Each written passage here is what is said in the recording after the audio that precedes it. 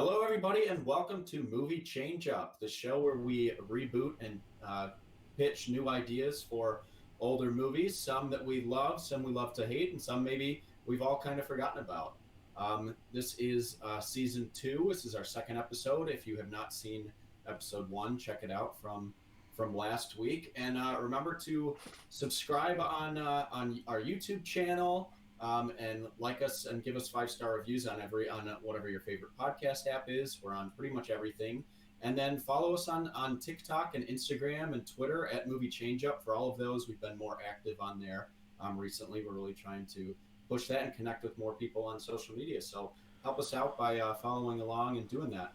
My name is Johnny Doop. I am a co-creator of the show, and I am co-hosting today with my nemesis from last week, but we will be partners in crime today, and I'm excited to team with you.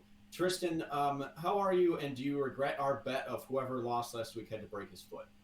Yeah, I mean, I felt so confident going into it last week. I was like, sure, I'm never gonna break my foot, and sure enough, a couple of days later, I'm hobbling home. But yeah, it's been a good week to be stuck home and diving into Disney Plus, watching a bunch of old movies on there that I haven't seen since I was a kid. So I watched Hercules last night. I watched the old Fantastic Four of 2005. It was not great, but when I was in the delirious of my high fevers, it was pretty good. So I've been having a good movie week, which is always nice. All right. Well, glad to hear you have something to kind of keep you busy. We're all hoping you start to feel better soon and can get back up on both your feet. Our first competitor today, last time we saw him was facing me and faced a crushing defeat in our Forgotten Movies in a 6-1 loss, the only one we've ever seen on this show. So, Bobby, are you excited to get back to more well-known movies in season 2 and kind of get back on track? Yeah, and I'm going to definitely blame that on my loss for sure because I won the previous 3 Forgotten movie go arounds until I faced you. So, you know what? I'm looking to get back to some more known movies, get some solid pitches out there, and I'm pretty excited. All right. And then there's some mystery around my other co-creator of this show today. If you followed us on Instagram or some of our social media, Joe, you've been promoting the numbers 173. What does that mean? Because none of us know. All right. Well, 173 days. It's how many days it's been since I smelt the sweet scent of victory. It was August 27th, 2020, a day I remember fondly because it's the day I last felt joy, and honestly, it's been too long. The last time I won, Tom Brady had yet to put on a Buccaneers uniform and take the field.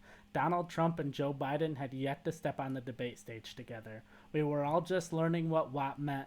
Baby Yoda didn't have a name, and Alex Trebek was still around to ask us questions 5 nights a week. But as a wise man once said, the greatest teacher failure is. And no one has failed as much as me, which means no one has learned as much as me. So, Bobby, I hope you're ready, because the student has become the teacher, and I'm about to take you to school. All right, those are some big words, Bobby. Are you feeling nervous after that? No, I'm just ready to crush Joe's dreams even more. All right, love to see it. I'm excited either way. This could go either way. And I'm happy with both outcomes. So, that being said, today we are doing seven films. Our category is still for season 2. This is our second week of it and our last week of it. Our movies with 2 T-O, 2 T-O-O, or 2, the number 2, in the title. We really wanted to stick with that season 2 theme. So I'll rate our movies today, and then Tristan, if you have our rules, you can follow me with those. So we start off. I'll just go down my list I have here. The Man Who Knew Too Little from 1997, A Bridge Too Far from 1977, Psycho 2 from 1983, Return to Oz from 1985, Bridge to Terabithia from 2007, The Taking of Pelham 1, 2, 3 from 1974, and To Be or Not to Be from 1942. So those are our films today. Tristan, what are our 7 rules that are Nice collection of movies there. There's a couple that I'm looking forward to, so I can't wait to hear some pitches on that one. But here's some of the rules here. The first is that you must use the nominees of the 87th Academy Awards. So that's for director, that's for actor, lead actress, supporting actor. You have that whole list to choose from. You must use a character made famous by Helena Bonham Carter. Your cast must be entirely Grammy winners. I'm sure there's some gold mines in there. One must be a Charlie Chaplin movie. If you follow our social media, you see that Joe has some history with Charlie Chaplin pitches, so we should see how he does there. Number 5, put an actor on the map. So that's someone that is not very well known now that our pitchee wants to elevate to a higher status in their career. An athlete must make their acting debut, and one must be a David Lynch movie. All right. I'm excited for him, especially that last category, because that could be a difficult role to really use. So, with all that being said, Joe won our little contest before the show, so he picks first. So, Joe, what are we starting with today? I think I'm going to go with A Bridge Too Far to start with, but I'm going to let Bobby pitch first.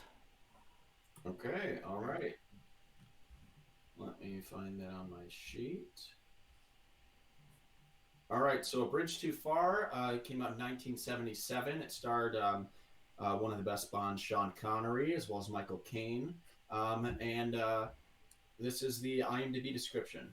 Operation Market Garden, September 1944. The Allies attempt to capture several strategically important bridges in the Netherlands in a hope of breaking the German lines. Bobby, this is kind of a classic war film. It's held in pretty high regard. What do you got for us today? All right, so this was an interesting movie because the first one is it's a classic and it's a war epic. It's a big sprawling story, has a lot of characters. So what I kind of wanted to do is make this a more intimate movie. If you're going to retell this in a different way and kind of make it worthwhile, because the first one's so good, I want to recontextualize it and show it just from two small kind of platoon, like groups that are within this big, battle that took place. So to do that, I pick someone that I think needs kind of a revival in a little way, and he's done small groups very well. He's done a war movie very well, and then is David Ayer. He's been on a bad streak doing these big blockbuster kind of movies, and I want him to return to the more intimate character-driven story, which is what I want to make this one. So we're going to tell the story of the two divisions like before. So we have the British side and the American side. So in the British side, the group that I'm going to focus on is going to be led by Christian Bale. It's also going to have Tom Hiddleston, Daniel Radcliffe as kind of a character kind of actor, kind of like Shia LaBeouf was in Fury. And then I have, to round out that group, other than just a couple of smaller character actors, I have Sam Claflin, who is in the Hunger Games movies. He plays a lot of side roles. He's never really been the lead, and that's kind of when I put him here, is in another kind of side role with this group. And then in the American side, it's going to be led by someone that's worked with David Ayer before, and that is Jake Gyllenhaal.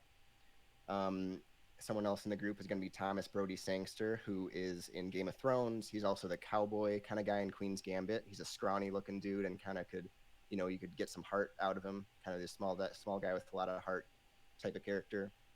I'm going to bring in Aaron Paul, who is a very good character actor who tried to lead movies for a little bit and didn't quite work out in Need for Speed. And I think he can fit well into a group. I also have Caleb Landry Jones from X-Men First Class and Get Out, another good character actor.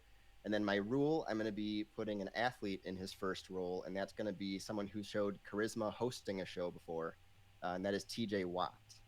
His brother JJ Watt has been in movies before, but he's going to be kind of the big intimidating dude on the American side that is going to be kind of looked up to by Thomas Brodie Sangster's character, and he's going to get killed off to kind of show like the big guy isn't always the best kind of thing, and he causes like a breakdown by that character and gets an inspirational speech then by Jake Gyllenhaal. So kind of some strong character moments. So TJ Watt gets a strong small role in the movie. And basically, yeah, so it's going to tell the same story from the perspective of these two groups who follow the orders as they're told without knowing the big picture exactly of what's happening. So it turns into a heartbreaking story if you've seen the original, where most of the soldiers we grew to like die by blindly following the orders from people they trusted. And it's just, again, it's more of a character-driven story to show the small on-the-ground stuff instead of the big, sprawling, more epic like the first one. Okay. All right, I like the use of rule there. It reminds me a lot of like Jim Brown being in The Dirty Dozen, something like that. So Joe, compete with that one, because I think I'm starting off liking Bobby's pitch. All right, so I'm going to start off. I think my director is a better choice because I chose James Mangold. He's It's a war movie. It's a dad movie. James Mangold, king of the dad movies. For my major, Julian Cook, originally played by Robert Redford. I cast Dylan O'Brien. He was in the Maze Runner series. And then for Brigadier General James Gavin, originally played by Ryan O'Neal, I cast Garrett Hedlund. So, after watching the movie this weekend, I came to the conclusion it's boring. It's so boring. There are too many characters, you can't be invested in any of them. I feel every man who was acting in 1977 was in this movie. And like Bobby did, I want to narrow the scope, and the best war movies focus on one person or a small group of people, so that's what I did. There was a scene in the movie that intrigued me. It was a conversation between Major Cook, Robert Redford's character, and Brigadier General Gavin, Ryan O'Neal's character, that hinted that they had been working together most of the war. Now Cook is working more behind the scenes, and Gavin is still on the front lines. So I decided to make that the focus. The movie shows their friendship grow throughout the war as paratroopers, something I don't think we've really seen in a war movie before. As they win battles, Julian gets promoted and starts working behind the scenes of Operation Market Garden. He is part of high-profile meetings with Patton and Eisenhower. We get a scene with Eisenhower talking with the top British military personnel, including the King of England and his wife Elizabeth, which is where my rule comes in, because it is the version played by Helena Bonham Carter in the King's Speech. The final scenes of the movie have our two leads separated. James learns that Operation Market Garden was rushed and not planned well, including disregarding that the Germans were stationed at the final bridge. On the final night before the mission, Julian runs into James and the two men fear it's the last time they will see each other. During the mission, James has Julian split the division in two and attack the bridge from both sides.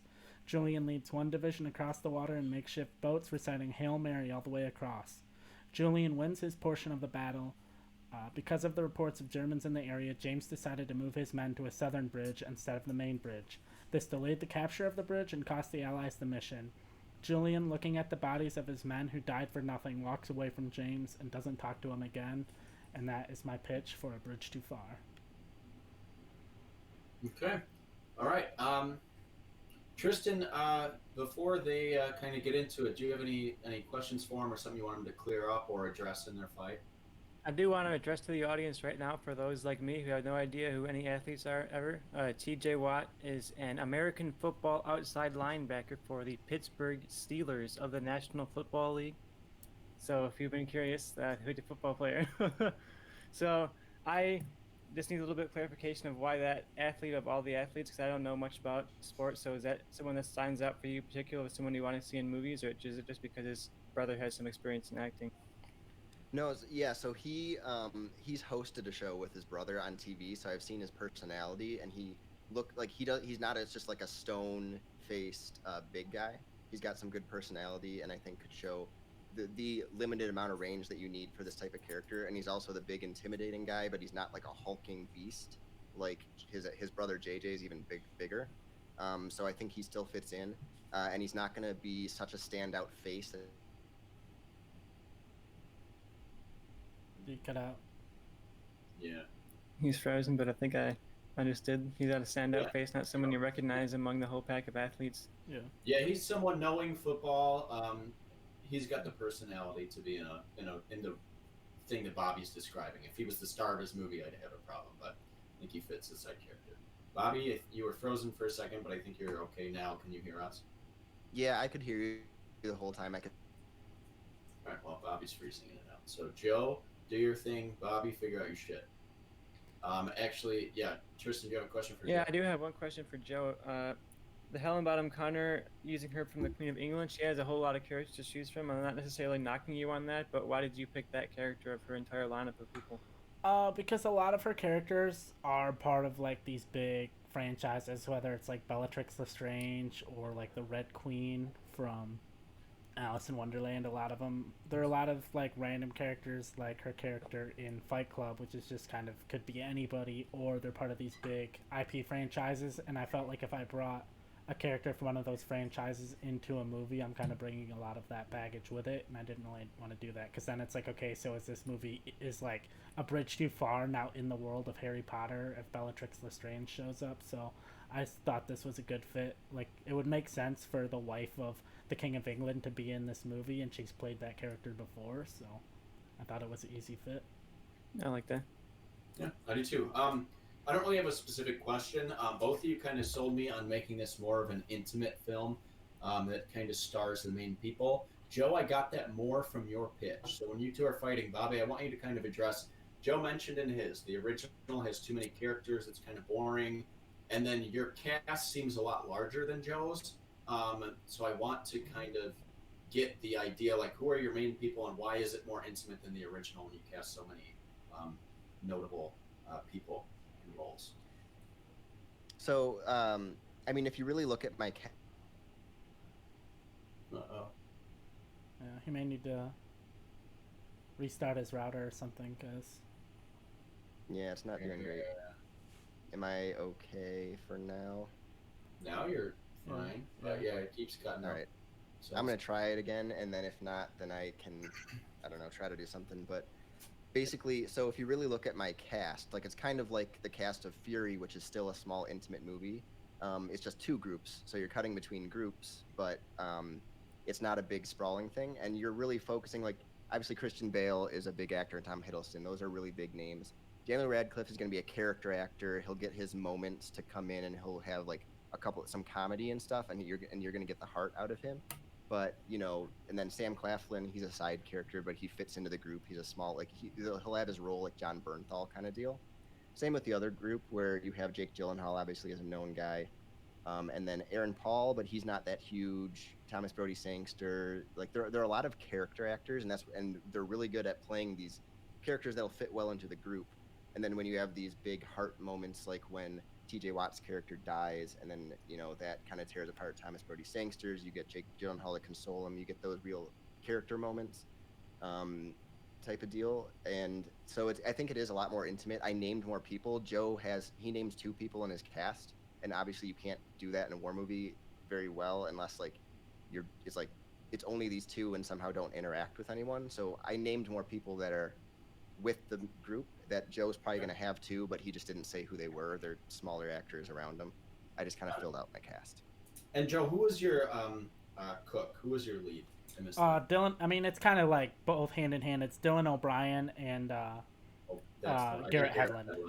Okay, Dylan O'Brien. That's what I thought you said, but I didn't have it written down, so I wanted to clear that up. All right, so I mean, yeah, Joe, address that, kind of duke it out. We'll give you address what? 5 or so. Whatever Bobby just said. Okay. I thought you asked me something.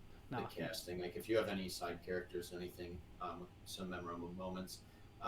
We'll give you like 5 minutes. I'm probably 60-40 right now, so I want to see what you guys have to say. All right, yeah, my thing against Bobby is number one, his director. I mean, David Ayer, yeah, he directed a good war movie, but that's kind of the beginning and end of the good things he's directed. I feel like at the end of the day, we're going to look back at him and 10, 15 years and be like, he was a one-hit wonder director with Fury. Like, he directed that one good movie. Well, he directed End of Watch as well, but like those 2 movies are kind of it. Like James Mangold, he's had a couple of movies that weren't so great, but those were earlier in his career. Lately, his last few movies have all been really good. I'd love to see him tackle a war movie. I feel like he definitely has the ability to do a good war movie, especially a movie that's like the relationship about these 2 soldiers, and that's kind of why I didn't want to pad out my cast, because I wanted to show that this was the focus of my movie, of these 2 soldiers who were real life guys who really fought in this battle, who you could go read their Wikipedia page. I feel like Bobby's is like a fictionalized story about this event, and it's like, if I'm gonna go see a movie about a real battle, I'd rather see a movie that tells the true story of 2 guys than a fictional version within a battle that they just lost at the end. And I feel like it's just kind of not as interesting, especially when there are countless interesting true stories you could tell about this battle and this story. Yeah, so what I want to address with the director thing. So I mean, James Mangold in a war movie, like I actually did, like I thought that would have been a good idea, but a lot of his movies do turn into good dad movies, which eventually turn into kind of cable movies. And like the thing that I want to go for is a really like kind of gritty movie that like it'll have a more affecting impact than a lot of James Mangold. Like James Mangold has Logan, which has really impactful for sure, but like I really liked Ford versus Ferrari, but that's not going to be something that leaves you even though it has a sad, like, not to spoil it, but it has a sad part at the end, you're not going to leave that devastated because he glosses over it. And what I want to do is get down to kind of what he did in Fury and End of Watch really well. Like I said, get back to that. Also, he did do Sabotage, which is a fun movie.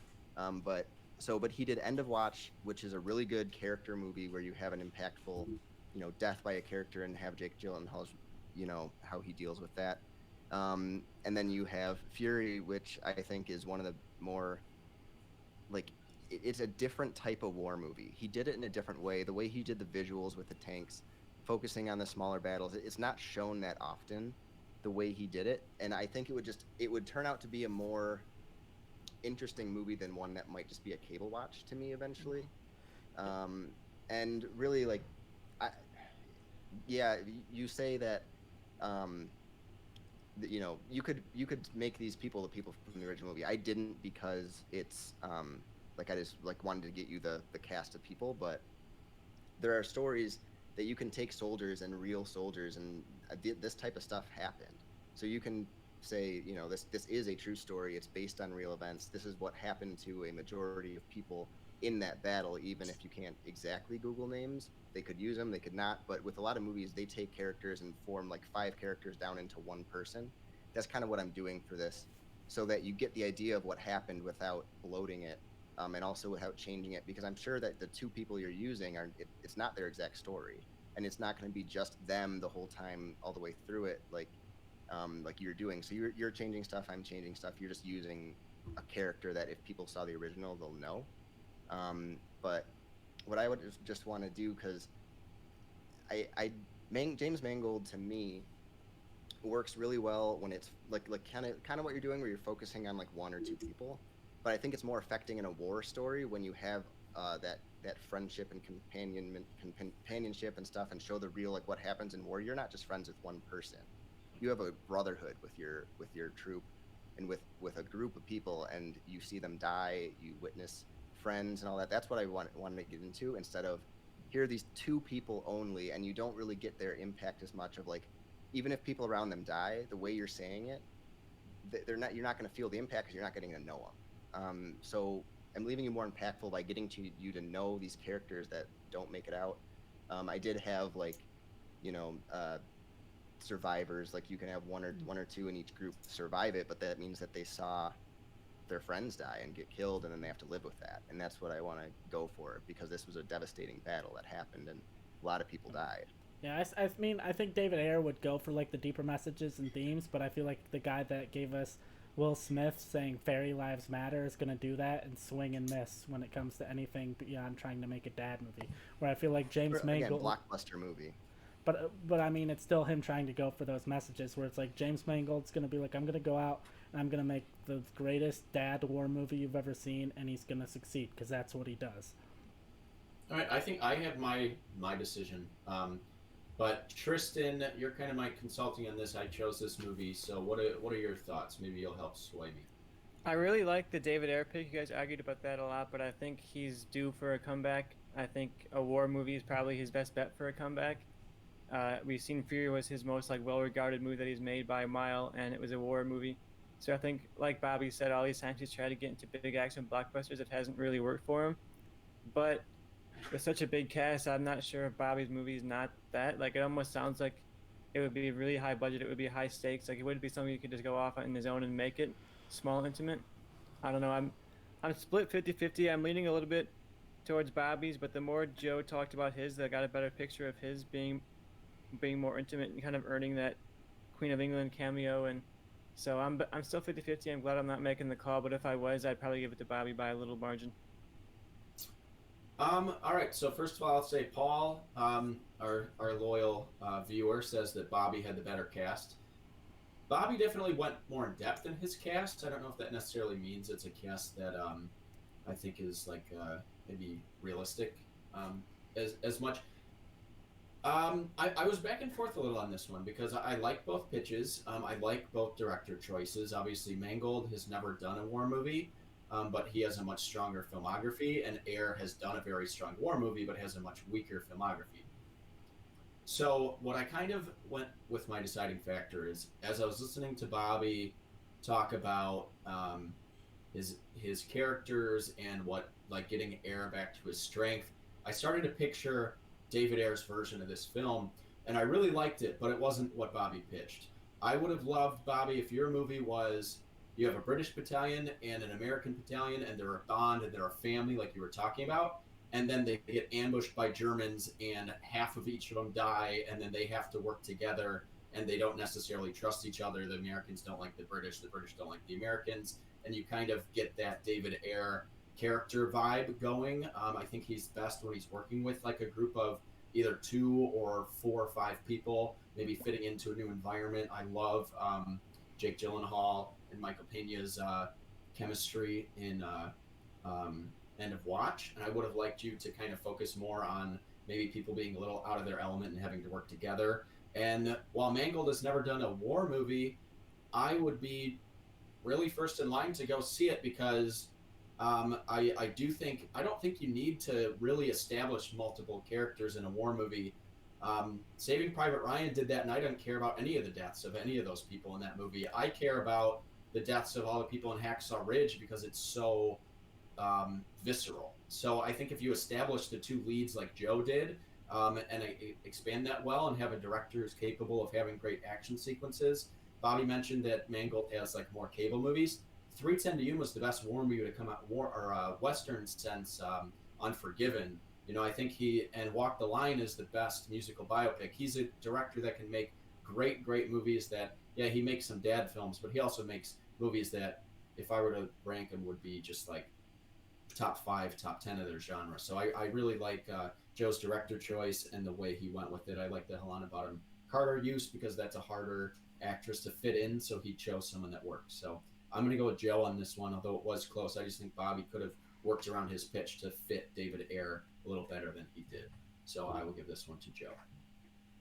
Gotta say, it's tough to argue against James Mangold on a similar pitched movie. Yeah, that was a great choice, Joe. I wanted Bobby to go first because I was really hoping he didn't really like look too much into the movie and just stayed with a massive cast, and so I could just railroad him with the fact that movie fucking sucked. I watched it Saturday morning. That movie It's very awful. I watched the trailer and it looked so bloated that I was like, I just want 2 like groups of people, but it's important to show the British. I have things I could have argued, but whatever. That's fine. Yeah. I Bobby, you were talking, and I was just like, ooh, he could have hit on some points that made it feel more of like the movie I wanted to see. But it just was a little off on that. So what are we doing next, Bobby? Don't fall behind. Yeah, I got to go with something I do feel a little kind of strong about to get back into it. So I'm going to do with the Taking of Pelham 1, 2, 3. And I'll go first. All right, so the Taking of Pelham 1, 2, 3. There was a John Travolta remake, but we are basing this off of the 1974 Isn't it terrible version. It's a cable movie. That's exactly what you described as a movie. Yeah. So the Taking of Pelham 1, 2, 3, the original stars Robert Shaw and Walter Matthau. The IMDb description is: in New York, armed men hijack a subway car and demand a ransom for the passengers. Even if it's paid, how could they get away? So, very simple baseline, but it's a good little film, the original especially. So, I'm interested to hear your pitch. So, hit us with it. All right. So to start off, my director is going to be someone that I talked a lot about in our countdown, top 20 movies of the decade list, and that's going to be Taylor Sheridan, who's worked in a similar genres to what I'm going to do with my movie, which would be like Hell or High Water. He also did Wind River. He wrote Hell or High Water, Sicario, and all that. But so my Mr. Blue, or Bernard Ryder, is going to be played by Guy Pearce. My rule is I'm going to put an actor on the map, especially in film. As we talked about how to use this rule when we came up with it, we said like if they've been in like one thing. This actor is kind of shining right now, but in a TV show, and it's the first thing he's ever done, and really other than like small side roles, and that's Regé Jean Page, who is in Bridgerton, and he is one of the main characters, but he has never done a movie, and he's always just been a bunch of side guy characters, and I'd like to put him in a role that he can be very charismatic. So he's going to be my Detective Garber, because I feel like he has a strong voice, and is a charismatic person to be talking to Mr. Blue the whole time.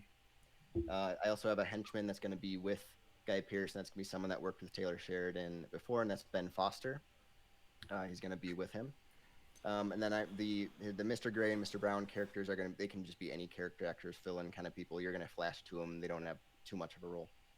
But so mine is a Western take of this movie because they've done it twice in New York. So I'm going to change it to a train instead of a subway and kind of go from there. So it takes place in Texas in 1937. Pelham Railways is launching a new train system set to bring passengers from city to city faster than before. They are launching three trains, Pelham 1, 2, and 3. 5 men board each train, taking them hostage. The leader of each train go by Mr. Blue, Mr. Gray, and Mr. Brown, with Mr. Blue being the leader of all of them. They demand to speak to the police, and when Lieutenant Zachary Garber answers, they ask for $100,000 in 2 hours, or they will kill a passenger for every minute it is late. Same story where you have the back and forth then from between Mr. Blue and Garber and piecing together clues along the way. They eventually kind of suspect that it could be a few different people. One of the guys they mention is Bernard Ryder, who is a local businessman who lost all his money in the stock market crash 8 years earlier in 1929. He figures out that with the stock market recovering, he planned to short the stock of Pelham Railways to make his money. The hijacking on the opening train system would make their stock bottom out, and he would end up making thousands of dollars more than what they were asking for. At a point, Mr. Blue says he needs a break from talking to Garber and hands the radio over to his henchman. Garber is suspicious of this, and when he puts the plan together kind of for the audience, this is kind of when you get the reveal of that plan I just kind of talked about, kind of where the train was when he probably left. He, on a hunch, leaves and goes to the local stockbroker's office where the train would have been at the time. This leads to a standoff between Ryder and Garber. Ryder starts to pull his gun, but Garber is faster, killing Ryder. We get kind of the classic Mexican standoff, Western kind of ending there between the two of them. They have dialogue. You get, why are you doing this type of stuff? So you get kind of the audience type, like you need to hear the backstory of why he did this. And then we show that the other hijackers being arrested kind of back over there because their leader kind of got taken out. So I wanted to kind of combine a little bit of the stock market stuff that was in the remake, because that is very relevant right now with the whole GameStop, AMC, shorting stocks is a big thing. And that kind of, it actually brought it into the forefront of people actually knowing what that means more. So I feel like that's kind of relevant. I like a Western take on this because it's been in New York a lot. I like my cast, and we'll go from there. So, Bobby, yours takes place in what year? 1937? 37. Okay. Yeah. And I did look up when they would have those radios, because I was like, I don't want to do it and be like they can't communicate. So that would have been, they had that. All right. Okay, interesting. I liked some aspects of that one for sure. Joe, what do you got for us? All right, so to start off, my director is Kim Ji-woon. He directed The Good, the Bad, and the Weird, I Saw the Devil, and The Last Stand. And it's no longer Lieutenant Garber. It's I just kind of had to come up with a Korean name, and I came up with Lieutenant Byung-hun. It's going to be played by Kang Ho-sung, who is in Parasite and Snowpiercer. My blue is going to be Mads Mikkelsen from Rogue One and Doctor Strange. My green is going to be Thomas Kretschmann from A Taxi Driver, King Kong, and Age of Ultron. And my gray, this is where my rule comes in, because in making his acting debut, I have UFC fighter Conor McGregor. And as brown, I have Omar Sy from The Untouchables and Jurassic World. So, in Seoul, South Korea, Lieutenant Byung-hun is going to work for the Seoul Transit Authority like any other day. That morning, we see 4 European men board one of the subway cars, Incheon 123, at 4 different points. They use guns to take control of the subway car and call into the transit authority to make their demands. Since Lieutenant Byung-hun is the most fluent English speaker, he is given the call. They say they have 60 minutes to give them 10 billion won, which is about $9 million, or they will start killing hostages. Byung-hun has to negotiate with the mayor to get the money and get the police to deliver it. Seoul police learn one of the hostages is a police officer. Blue, the leader, says he wants Byung-hun to drop the money off because he is the only one he trusts.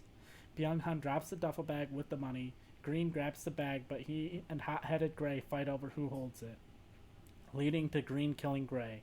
Green rewires the subway car so there are no outside controls, and it will not stop. The plainclothed officer on board grabs Gray's gun and kills Brown. Blue shoots and kills the cop, but not before the cop mortally wounds Green. Blue leaves Green on board and strolls off with the duffel bag while the train is stopped before they restart it, and just after restarting the subway car. The car is moving, and the Seoul police are tracking it. Before reaching the final stop, the safeties are triggered and the train slows. The police raid the subway car to find the hostages safe. The lieutenant is praised as a hero for coordinating everything and saving the hostages. Blue later returns to his house, and the lieutenant is waiting for him. Blue addresses him as boss, and the two men count the money. The lieutenant shoots Blue with his own gun and walks back into the street with the money, and that is my pitch for the taking of Inchin 123. All right, Joe must have thought I picked this movie because I liked that pitch, but sad news for Joe. All right, so Tristan, you will be kind of be the main judge on this one because you chose this film. But do you have any questions for either of the competitors? I do like both pitches a lot. I mean, you can tell Joe thought you were judging on this one because it was very much a Johnny pitch, but did a little bit of research on that director going into our top 20 list, actually, so I'm a little more familiar than I otherwise would have been. So I'm really interested to hear you guys argue it out. I don't have a ton of questions. I think you guys gave really in-depth descriptions of your movies. I like that Bobby went for the Western kind of feel. I think that's very unique for it. But Joe also kind of brought it out of the typical setting too. So I think both people have good settings in that way. So I'd just like to hear you guys argue it out at this point. I'm very much 50-50 on this one. Yeah, obviously, Joe, you chose one of my favorite working directors, but Bobby, I love Taylor Sheridan, but this is my question for you because it's the only thing that I need you to really address, and I want to give you a fair shot at this so I don't just knock you on it without it being brought up. Mm-hmm. I love Hell or High Water and Wind River because they feel like very modern takes on old school genres. Why did you make a Taylor Sheridan movie who made the best modern day Western that's probably ever been made and send him back into the 30s? Why didn't you feel like making this more of a modern day film that fit with Taylor Sheridan's other two films? Well, because one, he did show that he can just make a great Western, and to bring the genre back more, I feel like you do have to go into a little bit more of the classic.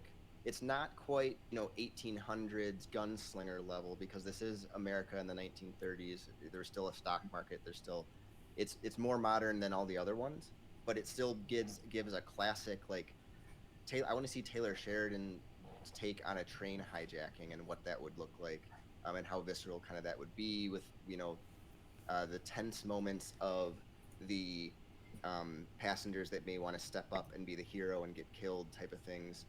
Like I like Taylor Sheridan to actually bring the Western genre back to what it kind of can be, instead of only doing modern takes. I'd like him to stretch it a little bit because I don't want him to do another Western and be like, oh, and it's set in 2015 or set in 2020, and it's like, oh, well, that's kind of just what he does. So I'd like him to expand that. Okay. All right. So Bobby answered that. Joe, why is your movie stronger? We'll give you guys about 5 minutes on this one. Yeah, I feel like my movie's stronger. Number one, I changed up the ending, the normal end, revealing that the hostage negotiator was in charge of the whole thing all along. I feel like can make a really interesting twist while also giving something fresh and new to the story and give it a reason to be remade. Also, the concept for my movie too is I thought it could be, because my director has made an American film as well as Korean films, I thought this movie could be like a solid gateway movie for people who've never seen a foreign movie before. It's like if they're like, oh, I don't know if I want to read subtitles, it's like you could give them this movie and be like, hey, this movie, it's half English, half Korean.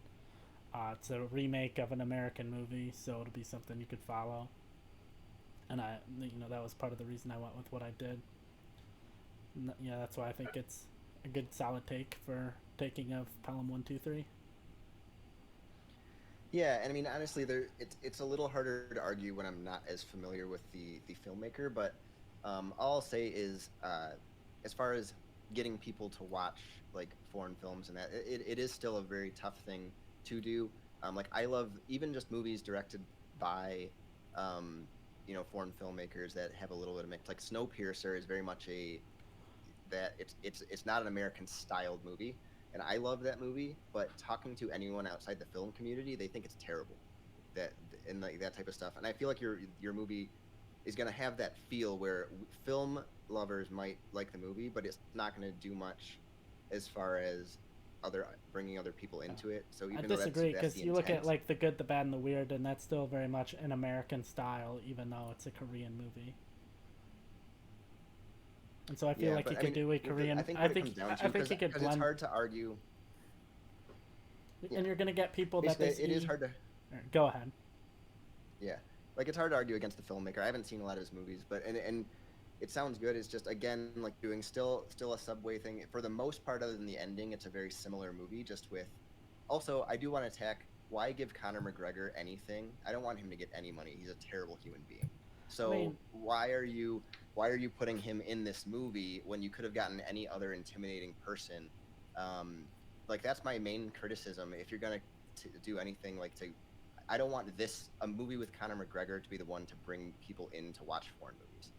Like, I don't think that's what I want to do. Even if he's a small role, like, I don't want to see his face. And I think a lot of people feel that way.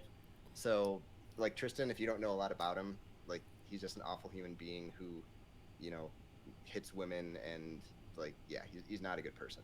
So I do know Conor McGregor, maybe for the worst reasons, according to... Yeah, exactly. So that's one thing. For mine, I just think it's Taylor Sheridan does visceral. He does tense moments really well. If you watch Wind River, he does Western very well, and I'd like to see a train hijacking. And I'd like to see a old style movie that's set back in the 1930s that applies to today because of the stock market and everything going on with Robin Hood and everything going on with AMC and GameStop that just happened. This shows that entire concept, but in a very exciting way, instead of a boring, like, even if you did a Big Short kind of story, like, they're trying to do the GameStop story right now, and I don't think that's going to be very good. It's just people on Reddit. This explains that concept, but in a Western thrilling, movie. I also really like, if anyone has seen Bridgerton, My Detective Garber, I think he has the qualities of a Denzel Washington type, which was in the remake, and he was really good in it. Even though that movie overall is okay, Denzel is great, and that's the quality of acting that I think he could do as far as charisma on the phone. Like, he doesn't have to, be to overstretch to do it, because he's already super charismatic. I think that he can be convincing. Guy Pearce, I'd like to bring him back to a villain role. I think he can play, he kind of disappeared a little bit. He's been in movies, but he's not as prominent. I think he could be a good businessman that's been wronged, that's lost all his money, and be desperate. And Ben Foster's just always a great actor. So that's really with mine. It's hard to argue again against a filmmaker I don't know, but I just think mine sounds more interesting to me. It's a movie I would watch if it was pitched to me over yours, and also fuck Conor McGregor. The two things I have is, one. Yeah, Joe, make it quick, because I have. Joe, Tristan, I think, is pretty. Yeah, I'm pretty decided, but I want to hear more from Joe. So the one thing I was gonna say is, one, in defense of Conor McGregor, is like 90% of athletes pieces of shit. You everyone propped up Tiger Woods, oh, piece of shit. Propped up Lance Armstrong, oh, piece of shit. Michael Jordan, kind of a piece of shit. Like, you have all of these athletes, and then it turns out they all kind of just fucking suck. And that was part of the problem with casting an athlete, is for the most part you dig much into their Wikipedia page, and they have legal problems and all these other problems. They all kind of just suck. And so I was like, he's a world famous athlete that hasn't been in a movie, so that's why I went with him. And then as far as Bobby's actual movie, I just like the whole, it's like a train 1937 Western movie just doesn't interest me, dealing with the stock market. Like, that may interest Bobby, but that it just, like, the whole concept just doesn't really intrigue me at all. I'd rather Taylor Sheridan keep making more modern Westerns, or go to a completely different genre than being like, oh, I'm good at modern Westerns, let me try to do an actual Western this time. It just doesn't appeal to me. I know you said keep it short, so. All right. Yeah. Yeah, I'm pretty much decided, so if you got anything else to say, Johnny, I am ready to go. Yeah, I'll say this. Kim Ji-woon is one of my favorite directors of all time. He did Bittersweet Life, which I love as well, which Joe didn't mention. And I Saw the Devil, obviously, was, I believe, in my top 5 or 6 films of the decade when we talked about that. But my problem is, I do not like Conor McGregor as a person. Bobby mentioned the hits women thing. I don't know if he's ever been charged with that, but he does have multiple sexual assault claims against him. And while Joe says, "Oh, it was a hard rule to pick because all these athletes have it," like I feel like that's a very lame argument because there's plenty of athletes that don't have those issues. Bobby chose one in his rule, used it a lot better. So I don't like mixing Conor McGregor with um, one of my favorite directors, but my favorite actor is Kang Ho Song, and Mads Mikkelsen is probably in the top 10. He's outstanding in everything I've ever seen him in. So I would 100% go see your movie and just try to forgive them for the casting. He does die. You get to watch him die. Yeah, so like, okay, he dies. All right, I'd be cool with that. Hopefully, it's a brutal death. But and honestly, Bobby's I'd be more into. Red Dead Redemption 2 took place in 1899 because that's kind of when westerns, as we know them, were dying. So I don't love the time that Bobby's is set in. I think Bobby's movie would have been stronger if he just went to the 1800s and went full on western, old school horseback bandits trying to rob a train. But I think Bobby's director does actually fit this film better. Whereas I love The Good, the Bad, and the Weird. If Joe went more of the western route and then sold me on The Good, the Bad, and the Weird, I would have liked that better. But it was more of a modern times thing, and it wasn't really maybe the strength that I know this director of doing. Because I love him for his violence. Joe's movie sounds more like The Last Stand and less like the movies I really like by his director choice. So I would personally pick Bobby for this one because I think Sheridan, even though I think Bobby made a mistake maybe on the era he pitched this film, the year, I think he has a fantastic cast. Ben Foster would be great in this role, and Guy Pearce I think would make a great villain. So personally, I'd lean towards Bobby. Yeah, I'm feeling similar. I think Joe, on his initial lineup of his cast and his director, I thought, wow, that's a great lineup. That's going to be an easy win. But then, as he talked about it more, I just started to seem a little bit too similar to the original comparatively to Bobby's. And I know Conor McGregor for being loud and rambunctious and obnoxious, and also for assaulting women. So I'm like, okay, I'd see this guy for like the entertainment of his weird personality in this movie, I guess. But outside of like my lame knowledge of him, I feel like from this conversation I've heard that he doesn't have that much appeal among like sports fans, people who know him more well than I do. So I'm leaning more towards Bobby here on this answer. I like his setting. I really like the kind of end of the Western era setting more so than I think Johnny did, because I think you mentioned Red Dead Redemption 2, and to me that was what made it so interesting, was that it was this like not necessarily what we think of as a Western time. It was like when the West has kind of moved along and moved away from these kind of cowboys and Indian narratives. And I think Bobby's would be very interesting to take place in that setting and show this kind of great train robbery style heist, but set in like the ass end of the Wild West, where it's kind of all kind of modernizing with the stock market and that kind of stuff. And I think his director can weave in social commentary with Western tropes too. He did that really well in Hell or High Water. So I'm going with Bobby here. I think it's a good win for him. All right. Yeah, that was good. I'm glad we had a consensus on that, at least picking wise. And Bobby also kind of cashed in on an actor breaking out that is about to be cast in a bunch of big movies. Yeah. He did. Good pick for that. That he's going to be like this in the Dungeons and Dragons movie that they're working on. So yeah, and I had already picked him. Yeah, and that was literally because that was probably like hours before we did the podcast or early this morning. He got announced for that. So you are definitely on the right track. I didn't mention that in my picking, but I think you picked the right actor because he's someone that's going to be seen a lot, and we'll see if he can carry that fame over to film. So Joe, it's all tied up. You lost that round. What do you got for us next? We'll do Return to Oz, and I'll let Bobby go first again. Okay. All right. Give me 1 second. I'm sending something on our thing, which I spelled wrong. So, Return to Oz is one of the best horror films ever directed. It wasn't intended that way, so maybe not so much. But it was a movie I watched as a child, and it scared the living shit out of me. So, Return to Oz came out in 1985. Dorothy, saved from a psychiatric experiment by a mysterious girl, is somehow called back to Oz when a vain witch and the Gnome King destroy everything that makes The Magical Land Beautiful. I'm really interested to see what you guys do with this one. It's a movie I grew up watching. It's one I saw when I was young because I loved Wizard of Oz when I was a kid, and I saw this and I was petrified by it. So I'm interested to see what you guys do with it. So give us your best shot on it. Yeah, I love this one. I'm excited too. All right. So, I mean, like you said, it was basically a horror movie. So you could go one of two ways, and the way I went is I leaned 100% into that. So this is going to be a David Lynch movie. That is my rule. So my Dorothy is going to be played by someone who's shown she can kind of look whatever age you want her to be based on Queen's Gambit, and that is Anya Taylor-Joy, so they can make her the correct kind of Dorothy age for this. My witch and Nurse Wilson is going to be played by Tilda Swinton. I think she's fantastic and can be an intimidating villain. My Talk, who I changed from TikTok because it is now an app. I have Jesse Plemons in that role.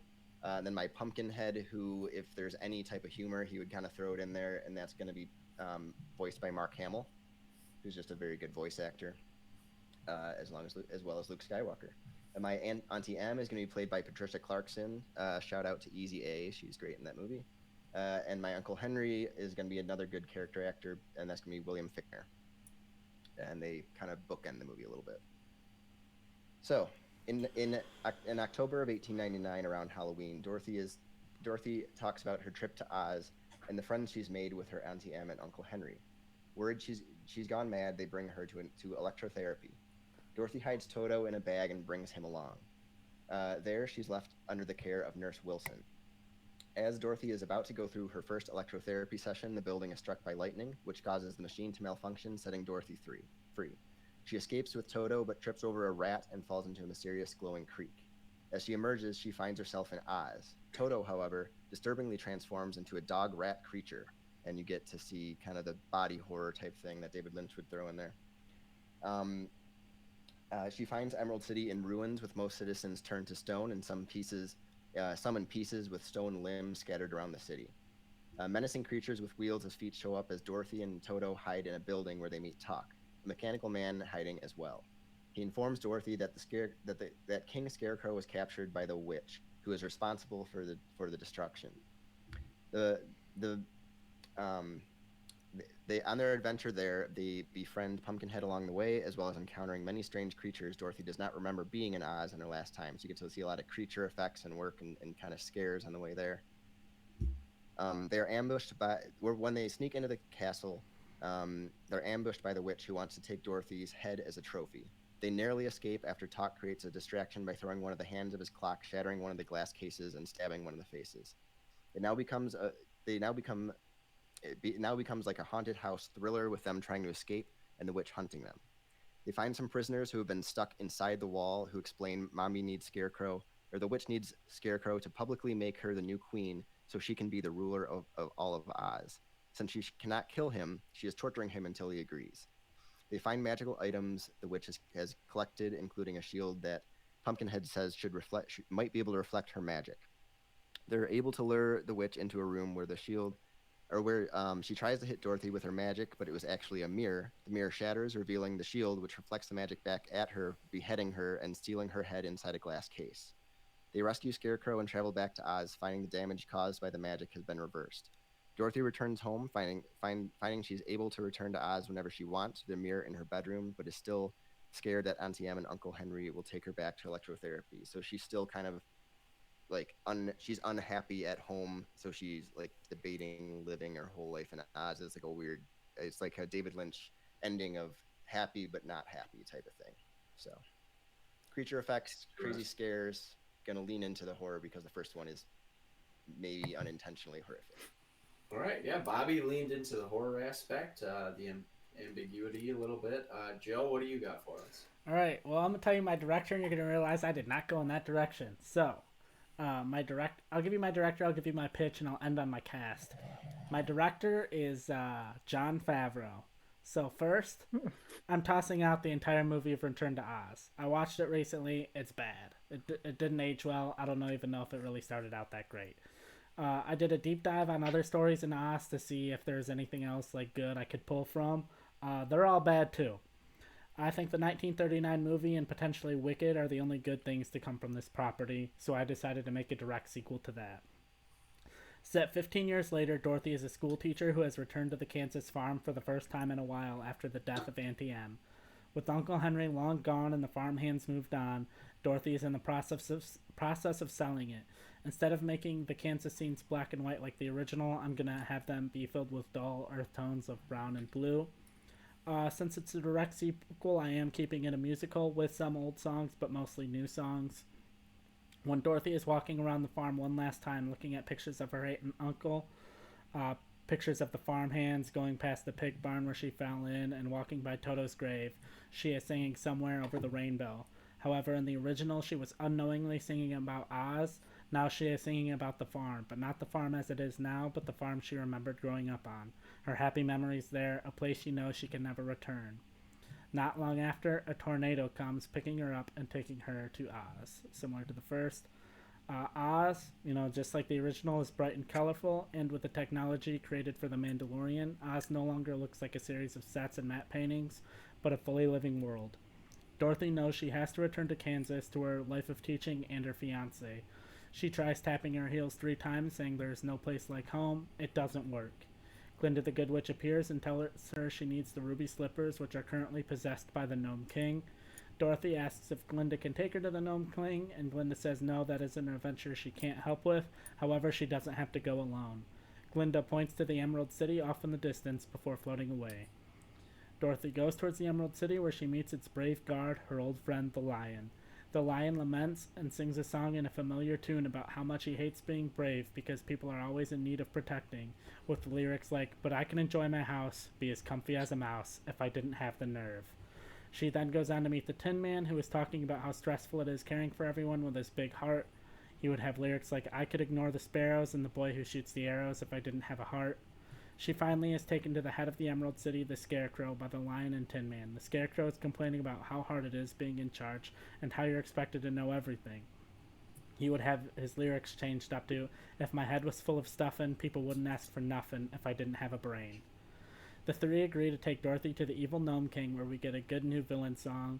The Scarecrow devises a plan to break in. The Lion fights off the guards, and once inside, the Tin Man shows the Gnome King, whose heart is made of solid rock, compassion and kindness. The Gnome King shows Dorothy kindness and gives her the slippers, allowing her to return. The Lion, Tin Man, and Scarecrow realize they need their bravery, brain, and heart to help Dorothy, and no longer hate their gifts. Glinda shows back up, and Dorothy talks about how happy she is to be able to return home, but wishes she could return to the home she grew up with. Glinda says as long as she carries her family in her heart, they will be with her, whether she is on the farm or not. And then here's my cast. For Dorothy is where my rule comes in of putting someone on the map. I cast Julia Garner, who's currently on Ozark. She's a good actress. She can sing as well. For the Lion, I cast Hugh Jackman. For the Tin Man, I cast Seth MacFarlane. For the Scarecrow, I cast Ewan McGregor. For Glinda the Good Witch, I cast Meryl Streep. And then the guy that's going to play the Realtor, as well as the Gnome King, is going to be Patrick Wilson. And then I just said I wanted to keep the time period ambiguous, so there's not really going to be any cell phones or anything that would really date this movie. And that's my pitch. All right. 2 different directions. This is going to be an interesting fight because I don't know if we've ever had 2 more different pitches in the show's history. I thought that these were the only 2 ways to maybe approach this film. Bobby stays true to the original Return to Oz, but Joe stays true to the original Wizard of Oz. I'm interested. I don't really have a question for you guys. Tristan, do you have anything for him? I have one question for Bobby. I really like the pick of David Lynch, but as you went through the plot and the cast, it doesn't really seem like it draws from a lot of Lynchian kind of tropes. It doesn't have a lot of his cast, doesn't have a lot of his same like hyper ambiguity towards it. Feels like the plot's kind of straightforward compared to some of his other stuff. So I just want to hear a little bit more in your fight, more so than now, your justification for why David Lynch was the best fit for you for this movie. But other than that, you guys have 2 very different pitches. It's going to be hard to choose. I'm leaning towards one just because it's more what I would like personally. But I think that Joe has a really good lineup here to win back during this fight. I think I'm leaning towards Bobby just going in to play my hand a little bit, but I definitely want to hear you guys argue it out. Yeah, I'll just so I don't forget what you said. So for David Lynch, so when you're doing something like Wizard of Oz, if you're gonna bring in David Lynch, he, you know, I feel like he may not have as much freedom to do his exact ambiguity and craziness, but he can bring something that's David Lynch like to a story that might bring a lot of people into his movies and into horror. And I'd like to see his take even when he's constrained, because I feel like David Lynch constrained will actually be even better to me, because he can be very out there and very like, you know, hyper focused on a small group of audience that are going to like his movies. And I'd like to see him apply his style with the creature effects, with body horror, with, you know, bloody type stuff, and then enough ambiguity to show the Lynch stamp, and put that on a franchise, because I think that's an interesting take on a franchise rather than doing what Joe did, which is kind of try to do what they've done with like any movie they try to do a sequel to years later lately, which is stick to the same kind of style and just say, you know, all the books that happened before didn't exist, the movie before didn't exist. This is a direct sequel to the first one, which is what Joe did, which I just find a little bit boring to me. So Yeah, I think my thing against Bobby's is I feel like as far as like Wizard of Oz, like fans are gonna hear like, oh, it's this like Return to Oz sequel to Wizard of Oz, and his movie, like by the trailer, is just gonna turn off everybody. It's just gonna be this weird nonsensical thing, which is basically all of David Lynch's work, to a point that it almost isn't really gonna have much of a relation to the Wizard of Oz story, and it's almost like, why is this a Wizard of Oz story when it really, like, maybe you took character names, but as far as like characterizations and characters go, it really doesn't have anything to do with the Wizard of Oz. And it's just like, is your movie even truly a Wizard of Oz story at that point? For me, when I looked into it and I looked into Wizard of Oz, I'm like, okay, what from this franchise is good? And basically what I got was the 1939 movie, and then Wicked, which is more based on the 39 movie than anything else from that franchise. So I'm like, I don't want to do what every other thing in this franchise has done, is like try to make it darker, try to do this and then fail. So I'm like, I just want to do a direct sequel to the original, because that's the only thing that's worked. yeah, but the thing is with yours is you're going so much in the same tone and same kind of direction as the first one that it's going to get so many comparisons to the original, especially the performances of your new cast to, you know, some of the, you know, like Dorothy is such a classic character and is known so much from that movie, and as well as the Lion and Tin Man that you're bringing back. Like, it's going to just draw a lot of comparisons. It's in the same style, so there's a lot more to compare to, and it's going to be just kind of a forgettable, to me, sequel where it's like, oh yeah, like it might be kind of fun. It might be like Mary Poppins Returns, which they tried to do, which was, in my opinion, really, really bad. Like, Jen likes that movie because it's kind of it has songs and it's Mary Poppins, but that's a really forgettable movie, and they tried to do it in the exact same style of the first one, and just kind of tell that sequel a few years later, which is what you're doing, and that's what yours sounds like, kind of a forgettable Disney sequel to me. Mine, with Return to Oz, you'll get as soon as the trailer set up. It's like, and this could be like a Blumhouse movie with, you know, practical effects for a lot of the creatures if you want, you know, or small budget thing if you want to do, and that way it doesn't need to make a ton of money, but you have a franchise name to it. You know, it doesn't have to be Blumhouse, whoever owns the rights, but they can do small budget with David Lynch, and he can do it well.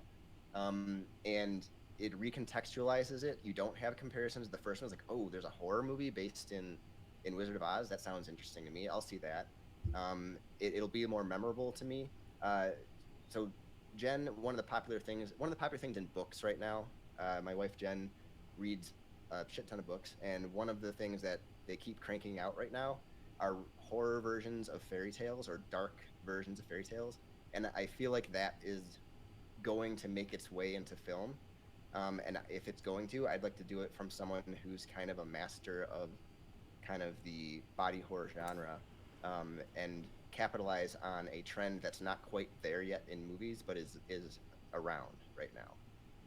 So that's where I'm kind of going with mine. Mine just stands out as more intriguing, more, you know, yours could be an okay movie to bring the family to, and that's about it. That's about the best I see your movie. And my thing against yours, if you want to do like a dark horror take, again, like, of your version. I feel like no one's really seen Return to Oz, so if you're like, oh, I'm gonna do a dark, you know, take on Wizard of Oz and do it as a sequel or a follow up, I feel like people are gonna want to see, you know, a dark take on the Scarecrow, a dark take on the Tin Man, a dark take on the Lion, a dark take on all of these characters that they're familiar with. And your movie really only has Dorothy and the Scarecrow, and then introduces all of these new characters. Where I feel like people like it's just not. It's just like your movie just basically feels like, what if David Lynch directed the original Return to Oz, but that movie wasn't even like good, and then David Lynch already has such a very small fan base to begin with that your movie won't be forgettable because I don't know if anyone's actually going to end up seeing it. Like, Yeah, real quick, guys. I want you both to make maybe one last little point that maybe has not been addressed yet, but I have my decision. I'm sure Tristan does as well. So hit on one last thing if you think it's necessary. yeah, I've said everything. My one last point is just going to be against Joe's, and that's just going to be your casting of the Gnome King, the villain of the movie, as Patrick Wilson, who in any role, especially a villain role like an Aquaman, he's very over the top and corny in a way that I don't even think would fit Wizard of Oz. And he's not going to be able to be subtle, which is when he is his best. So I think that casting choice kind of ruins the villain side of your movie, personally. So yeah, you can defend that or bring up one last point. I mean, I like Patrick Wilson. I liked him in Watchmen, and I liked him in this, and I just wanted to go for someone that I knew could sing and give me a potentially like good villain song, because I felt like that was kind of one of the things that the original Wizard of Oz was lacking, was there wasn't really like a good like song from The Witch or anything like that, and so that's part of the reason why I casted him. I really want my villain to sound like Elvis. Why not? Yeah, why not? And he doesn't sound anything like Elvis. Okay, here's my thing. Tristan, I'm glad you're the one deciding on this. You chose this film, even though I grew up with it as well, so I'm glad we've both seen it. This is a tough one for me because I'm pretty split. Mainly because I don't think Bobby sounds very good. I think embracing the weirdness of Return to Oz is maybe a mistake, because I don't know if it really fits David Lynch. Maybe more like an actual horror director than someone who's done movies like Mulholland Drive that are more like, they have some scenes that are a little more horrific, but they're not exactly horror films. And Joe, I feel like he went the right angle for this, because if you look at the films, Wizard of Oz is one of the greatest films ever made, and Return to Oz is a movie that just petrified children who like the Wizard of Oz. So if you're going to base a sequel off, one of those, change it completely from Return to Oz. I get where Joe is going, but I don't love his cast. Bobby has a much stronger cast. I love Tilda Swinton as the witch. If you're playing someone who has multiple heads, and every head you put it on is a different type of character, Tilda Swinton can do that better than anyone. Tilda Swinton is my pick. If they do a David Bowie biopic, I want it to be Tilda Swinton, because she's the only person in the world that can play David Bowie. But despite Joe's mistake of making this a Jon Favreau movie, which I feel like would be just very down the middle, if Joe went with a very similar pitch, but chose, I wrote this down so I wouldn't completely fuck it up, but I probably will. Michelle Hazanavicius, I don't fucking know. The guy who did The Artist, who can return form to old school Hollywood, would have done a really, really good sequel, and the movie that Joe pitched a little better. Joe tried to modernize his a little too much. But that being said, if I'm going to see Return to Oz, a true sequel to The Wizard of Oz, I want it to be more in the tone of Wizard of Oz than an actual remake of the tone of the original one. But I was pretty split on that. I guess I'd edge Joe in the if I were to choose, but Tristan has the final say on this, so I'm interested to see where Tristan goes. Interesting, because I think we're going to go in literally the opposite direction in almost every single point that you made. And I agree with you. I think that most people probably would rather see Joe's, because it feels much more like a sequel to Wizard of Oz, and I'm sure if they made this, it'd be like #1 movie on Disney Plus for a month, and Jon Favreau would be getting the next remake of the next Disney movie that he's going to make. But I think Jon Favreau is just the weakest pick for this. I think if he picked a better director who's more interesting, that I would be leaning towards yours. But Jon Favreau's work in these remake areas, like with Jungle Book and Lion King, it's like you might as well just show the original movie at that point. Like maybe Jungle Book a little bit, but Lion King was like the most boring thing I've ever witnessed in a theater before. So I'm not like down to see Jon Favreau come back and try and revive another long dead franchise. Because every time he's tried to do it so far, I just haven't been very into it. Even in Mandalorian, it's like okay, but it's not like revitalizing my love of Star Wars. It's just like okay entertainment, and I think that's what Joe's would be. And I think Bobby's, good or bad, would be something that I would always remember watching. Like a David Lynch Wizard of Oz sounds awesome. It's like that whole franchise exists in this non-reality kind of dream world, and I think that's where Lynch exists in his best work, is just kind of in this in-between real and not real kind of setting. So I think even if the plot is sort of straightforward and streamlined, I think Lynch's eye could really bring something to it and really make these scenes shine and just make it something really special to get back into the Wizard of Oz. And I think what makes the Oz book so interesting is that you can have a different tone in any kind of setting. You can go anywhere in the whole world of Oz and make that story. So I think Bobby's really takes advantage of the open-endedness of this setting and also lets Lynch get creative with it. And I don't know if it'd be his best movie, but I'd go see it. So I'm going for Bobby's on this one. All right, I'm glad I didn't have to make the decision because it was hard. I think the Lynch pick was maybe more interesting. Some people stood out more. Favreau makes, I think, more of like what we described Mangold's movies are more so Jon Favreau in terms of dad movies. But yeah, Bobby, if obviously you had to use the David Lynch rule, but if you made yours like a Robert Eggers movie, I think Believe me, it could have been. that's why I had him because of Anya Taylor-Joy, but because I had to make a Lynch movie and that was a horror take already, I had to fit it there. So I understand.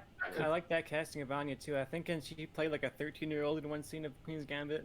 yeah, And I was like, oh my god, Crazy. this is like a fully grown adult playing a 13-year-old child. So I think she has that weird timeless face.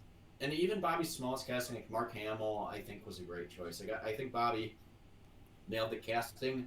I liked Joe's movie outside of his casting, like Seth MacFarlane. You're never gonna sell me on Seth MacFarlane in a film. Like even like I love Logan Lucky, but he's the worst part of it. It makes no sense that he's in it. But like yeah, Bobby's cast was good.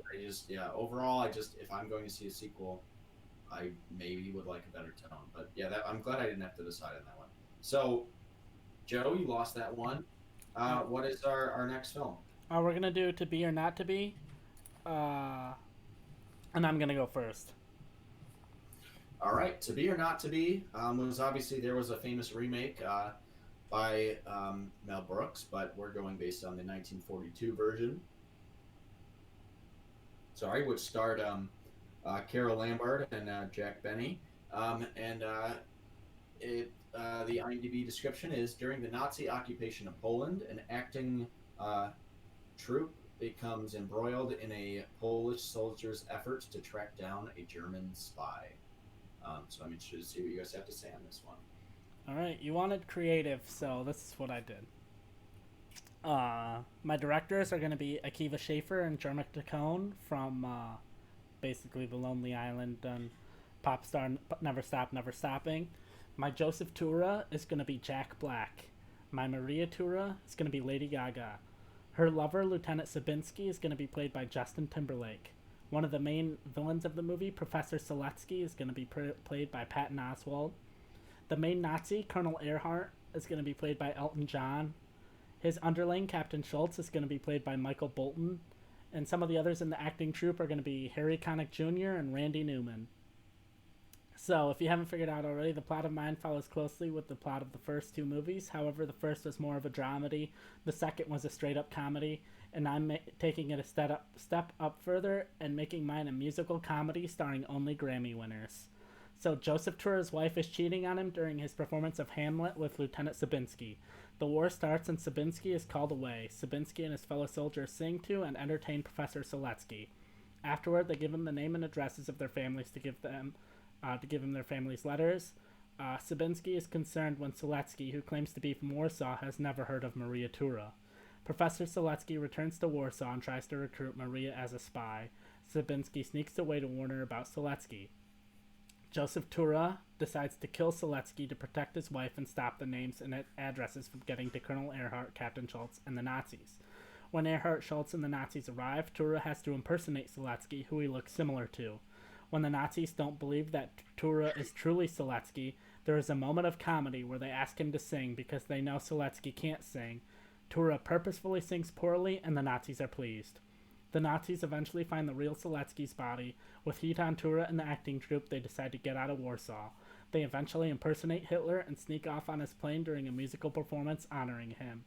Because it's a musical with all original comedic songs, we will have moments like a duet with Colonel Earhart and Captain Schultz singing They Will Nazi Us Coming, the acting troupe leaving Warsaw singing I Saw, You Saw, We All Saw in Warsaw, Sabinski and the Polish soldier singing Hitler is a Shitler, and Maria talking to her lover Sabinski about her fetishes singing European on Me. And that is my pitch for To Be or Not To Be.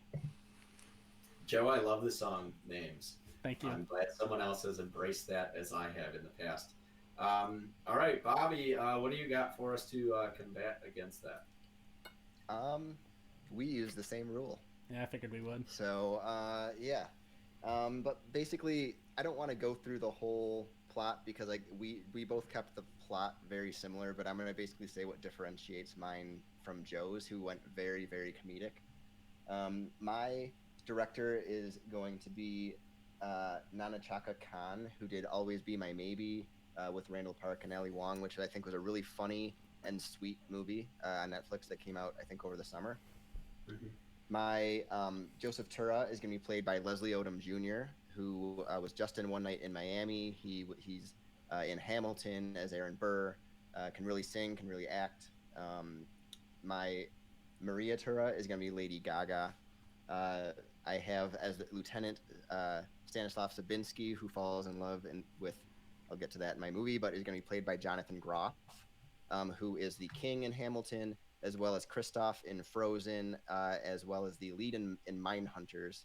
So he has a vast range and can do comedy and sing. I have a theater mom who kind of makes sure everyone has what they need and are all in line. And that's going to be played by Betty White, who won for spoken word. I also have Miles Green instead of Greenberg is going to be played by Donald Glover. Let's see. So I also cast Lea Salonga, who is the actress that did the singing for Jasmine in Mulan, and also is just an actress in general. She's a friend of Maria.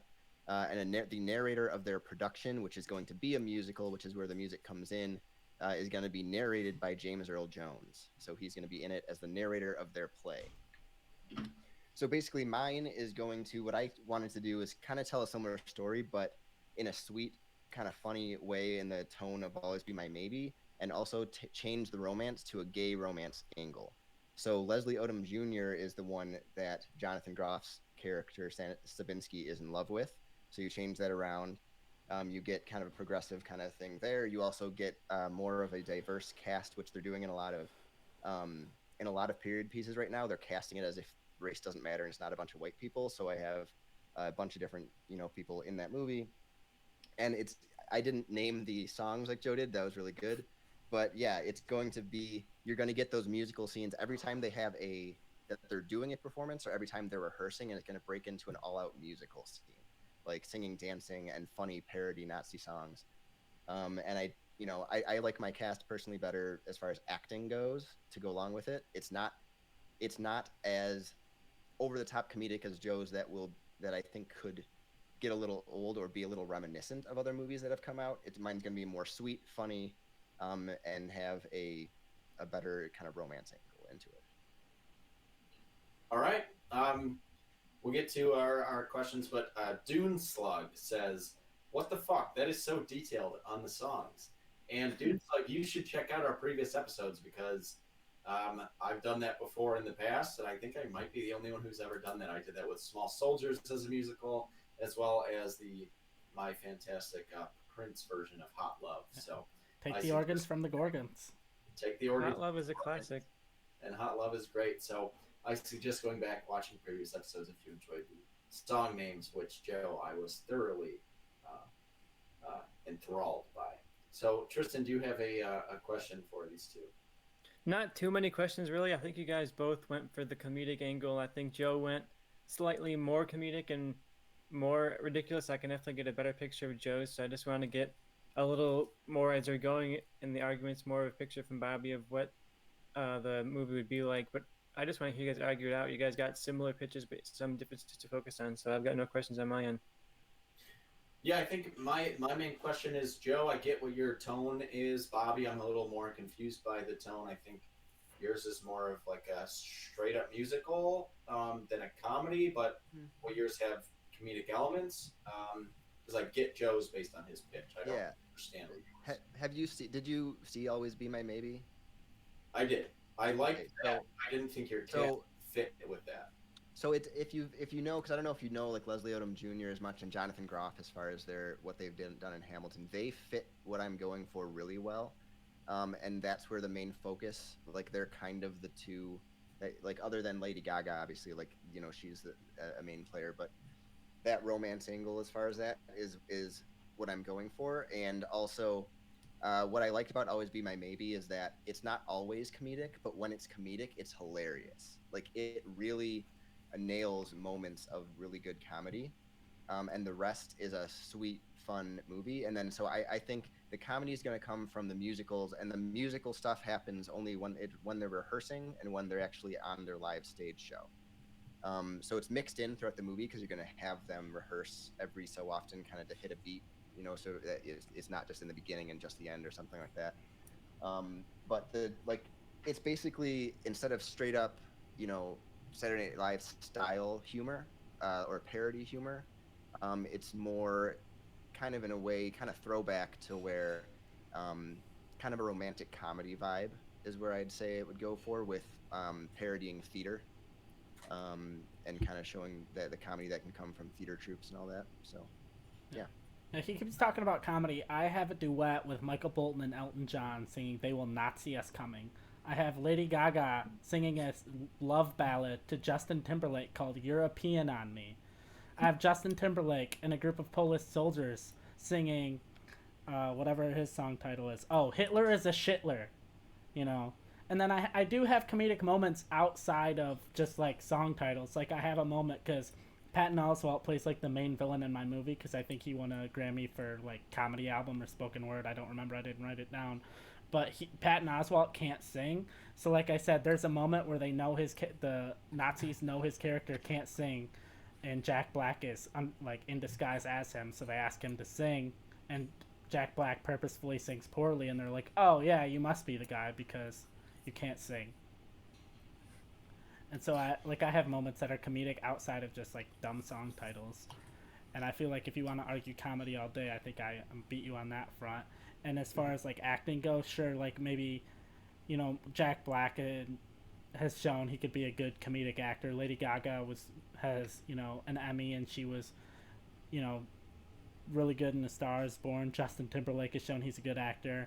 Patton Oswalt is a good comedic actor. Like maybe Elton John isn't the greatest actor of our generation, but when he's cameoed in movies like Kingsman 2, like Kingsman 2 wasn't great, but when I was watching that movie, I wasn't like, oh, Elton John is bad in this. And I also have Harry Connick Jr., who was in Independence Day, and he was solid in that movie. Like, sure, my actors aren't out here winning Oscars for the most part, but they're also not like bad either.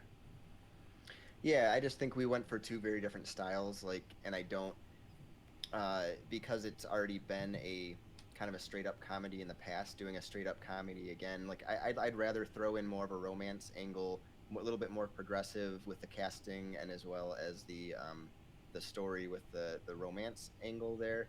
I think that Jonathan Groff can bring in, if you have seen Hamilton, as the king. He steals the show and he's hilarious in it. And so he's gonna bring a ton of comedy. Like he'll have like the Keanu Reeves scene type stuff. It'll always be my maybe. But what I mean about the comedy, like yours sounds like it's throughout the entire movie. It's a straight up comedy, and which is fine, and that's a way to go with it. I just am throwing it in there to where it's instead of jokes that either hit or flop, and it goes throughout the movie, which a lot of comedies do, and like some really hit, some really miss. I'm going for when they hit hard, because that's what that movie did more. Like and I think I cast actors that can do that, and kind of just more of a sweet tone, one that would get a lot of play for couples. I think would really enjoy this movie together. because you'd have kind of a romance angle, you'd have the comedy to go along with it. And yeah, this is more of a style. What style do you want to see for this movie, personally? All right, So- here's my question. I have a question for each of you. Joe, my first question for you is: all I've seen on Twitter the last few days is people shitting on Justin Timberlake because of the Britney Spears documentary. I have not seen it. Tristan has, but it seems like he might be a piece of shit. Defend your choice of Justin Timberlake in your movie. I've been like sick for like 4 days. I haven't been on Twitter, but I feel so. I have no idea what the controversy is. The Shia LaBeouf argument. All right. I'm gonna be honest, I have no idea what the So controversies it's like I can't defend. Like I don't know what happened, so I don't really know. So, Can you put some light onto the controversy that I've seen around? Shed some light onto it. In the Britney Spears documentary that came on, the New York Times put it on Hulu about a week ago or so. It's basically a look into her early career and how it kind of fell apart. And they put at least some of the blame on Justin Timberlake for when they were together romantically and then broke up, and he kind of did like a media campaign shaming her, and it really increased the attention from paparazzi and increased the attention from a lot of like Perez Hilton types who were very invested in destroying this woman rather than attacking the man, and it was one of the big turning points of her career in the downfall. All right. Got it. And Bobby, my question for you mhm. is: why would a bunch of Nazis be watching a play put on by black people instead of just murdering all the black people? So, but that's the whole point of what I was saying. There's a lot of movies right now that are, and even Bridgerton, the show, is doing it. They're completely ignoring any of that. Like it's like it was diverse then, because you're then able to cast different people in the roles. Isn't that a problem when you're No, dealing with Nazis? I don't. Is diversity an issue with Nazis? Not when you're doing a tone like this, I don't think. I think it works well to do it because you're like, you can. I don't know. Have you seen a lot of the movies and stuff that are doing that lately, or shows? It's kind of been a big trend, and it's even in cases like that, and in war and in things, and it just, you allow yourself to cast someone like Leslie Odom Jr., who's amazing, and I hope he gets more roles. And bring in someone like James Earl Jones to do more voiceover type stuff, like voicing as a narrator, which would be great, and Donald Glover, as well as Lea Salonga, who is an Asian actress, and I think that would be good. It's just, that's more of a choice for, I think that's better for Hollywood at this point, and I don't really, with a comedy where you're going in this direction where it's not serious, it's not a drama. So you're not taking the Nazis as these dangerous things. It's more of a more like, okay, they're dangerous, but you're not taking them as a threat to kill the main characters, because you know the type of movie you're in. That's what I mean. A threat within the movie to kill your actors, to kill your characters. I get what you're saying. It's started Yes. out cool. I Can know. I know. can I make a quick defense of Justin Oh, Timberlake? also Betty White is fantastic. So I she'd mean, be you fine. can make one, but I have my decision. You don't really. All right, need to. my thing Yeah, that I so was gonna I make think is that's if you were important gonna say for if it was this. something he did recently, like within last year, last month or something, then it'd be like, okay, that's a problem. But you're talking something that happened in 20 years ago. He's 40 now. He was in like his late teens, early 20s then. He's like married. He's a different person. He's probably changed. I don't know if he's apologized or if he's been like, if he said like, oh yeah, what I did then was fine. But I'm gonna go out on a limb and say he's probably apologized for what he's did or condemned what he's did. So that's all I have to say. Yeah, my main question was I didn't know what the controversy was. So Tristan, I'm the one deciding on this one. What do you think here? I want to defend Bobby's casting a little bit because Bridgerton does that, where they cast people regardless of the race. Queen They is just black. Yeah. Yeah, the queen is black. The main love interest is a black guy, and they don't really address it. And I think it works fine in that kind of a tone. I do think when you include Nazis, it all makes it a little weird that you're not addressing like the race of the cast. But I don't think it's that big of a deal. I'm not sure how Johnny feels about it. I like the diverse casting, so I do like that for Bobby's.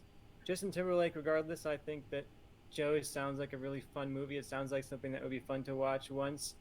But much like Popstar, I feel like I would get like half an hour into it and be like, okay, I feel like I got the joke already. Like, you don't need to make like 2 hours of the same joke. And I'm not sure how much it would work for me personally. So I'm not sure I would be super invested in Joe's movie. I'm leaning towards Bobby's here, but I'm glad I'm not making the final call because I think Gianni's leaning a different direction than I am. But I'm leaning a little bit towards Bobby on this one. My name is Hamilton, and I'm here to say I'm gonna rap in a historical He doesn't way. rap. He doesn't rap in Here's my he sings, just so you know. here's my hot take Tuesday, because we're gonna maybe do these on TikTok. Hamilton sucks, and I don't want to deal with Hamilton in my movies, but I didn't let that really affect mine and Bobby's. My main thing with it is I understand like casting things like, okay, if you're casting something for the 1800s England and you cast black people in roles that were white people, but it's not something that really deals with race. Yeah, I think that's important. I think that's a way that Hollywood should go. If a character or a person is not defined by their race, you can cast anyone you want. But when you're dealing with Nazis, I think that changes things. That like some of the most racist people in the world are the people that say, "Oh, I don't see color." No, it's important to see color. It's important to understand the struggle that minorities have gone through and kind of fight for that. So I think sometimes if you go the direction of just pretending that's not a thing is an issue. And when you're dealing with Nazis, that's a problem because Nazis were obviously against black people. That Bobby's movie basically would take away a lot of the impact like Jesse Owens had in the 1936 Olympics. A black man winning the gold in front of Hitler was a huge deal and an important time in history, and something like that is lessened by forgetting race or just casting people and just being like, yeah, well, the Nazis didn't care that they were black. No, I think that's a problem. So I'm leaning towards Joe. In more of a way, I think Joe's movie at least deals with more of the comedic aspects. I think you can kind of make that, a little more humorous situations, but also deal with some of the aspects of that and have people in situations that they are trying to, I have to pretend to be a bad singer or these people might kill me. I think Joe's has maybe a little higher stakes while also being funnier.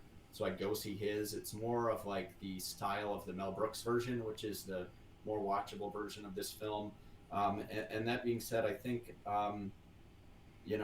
we have some live comments, so I'm going to go with kind of what they're saying. So Dune Slug, who already commented once, says, those are all songs I can see coming from Lonely Island, which I agree. I think Joe's music fits with his directors.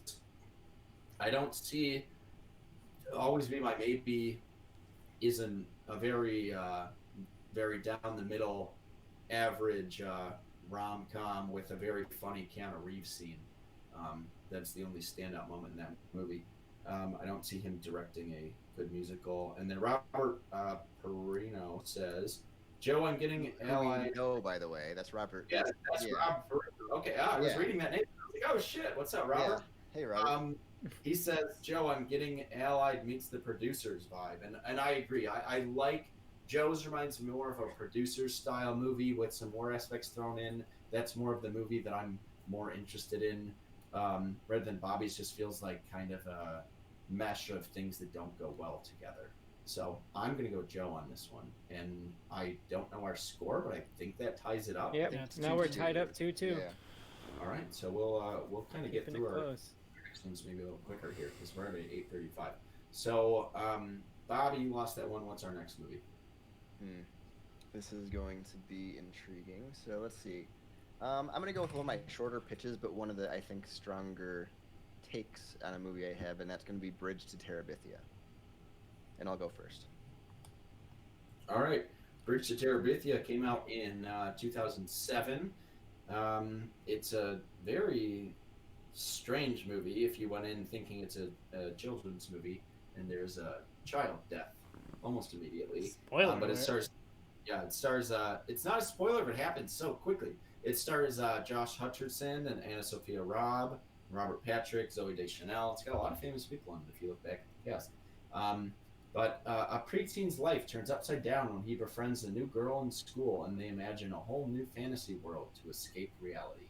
So that is the little IMDb description of the film, and should hear what you guys have to say about it. Yeah, so one of the problems with this movie when it came out is that it was marketed just as a straight up kids movie, and then it does deal with like a child death in the movie and all that, and it's pretty traumatizing and parents complained. So I want to, instead of glossing over the fact that they were trying to make a very powerful statement, I want to put that in a context that makes sense. So I'm making this a Studio Ghibli movie, who deal with death and trauma a lot and deal with children handling that. And I think it can handle the fantasy very well. Because Miyazaki is retired, I'm not just going to say I'm bringing him out of retirement to do this. So I'm going to use Hiromasa Yanabayashi, who did When Marnie Was There, which was a very good Studio Ghibli movie. And then I'll get to my rule as I get to my cast. So my Leslie is going to be voiced, and this is the American voiced cast. They do it like Johnny did before. Is going to be Millie Bobby Brown. My Jesse is going to be Jacob Tremblay. And then my rule is that I'm going to use a character made famous by Helena Bonham Carter.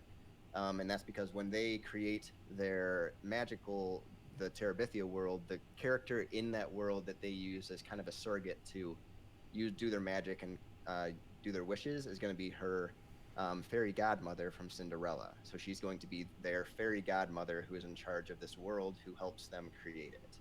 So it's someone that they can actually interact with in the world. And she's a very different take on the fairy godmother. So it's not going to be like, why is this character from Cinderella showing up?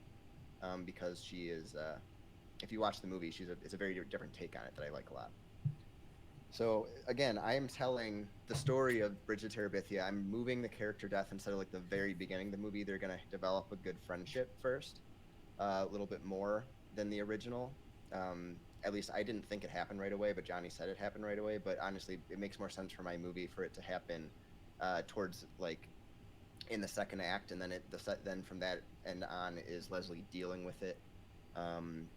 And yeah, so I want to still tell the story. It's important for kids to know about death, and that it's gonna also show, it's gonna overemphasize like a lot of Studio Ghibli stuff does, the like bullying and things that happen in school to make them feel lonely, like they have to go create this fantasy world. But the moral of the story kind of is that you can't just escape to it, which is a lot of morals that they show, and you have to deal with reality. So I think that the visuals will be fantastic in Terabithia, because that's what Studio Ghibli does amazingly, and they do tell these stories well. So that's what I'm going for. Very interesting. Not what I expected from this, but I'm into it. So Joe, what do you got for us? All right, so this was like the hardest movie I've ever had to write a pitch for, because basically the 2007 movie was considered a good adaptation of the book, and it's widely critically praised, and it's recent, so it was hard. So this is what I did. I used the rule of casting the nominees and director from the 87th Academy Awards. So my director is Wes Anderson. My Jess Aarons is Noah Jupe. My Leslie Burke is Millie Davis from Wonder and Good Boys. And then his little sister, Maybelle Aarons, is Brooklyn Prince from The Turning and The Florida Project. And then you have his dad, Jack Aarons, is played by Edward Norton, who was nominated for Birdman. You have Mary Aarons, his mom, going to be played by Felicity Jones, who was nominated for The Theory of Everything. You have their teacher, Miss Edmonds, played by Emma Stone, who was nominated for Birdman. And then you have Leslie's dad, Bill, played by Steve Carell, who was nominated for Foxcatcher. And then I said the 2007 movie was loved by critics and fans, and it's considered a very faithful adaptation of the book, and was even written by the author's son. So I really didn't want to change this story too much. I more wanted to change the look and tone.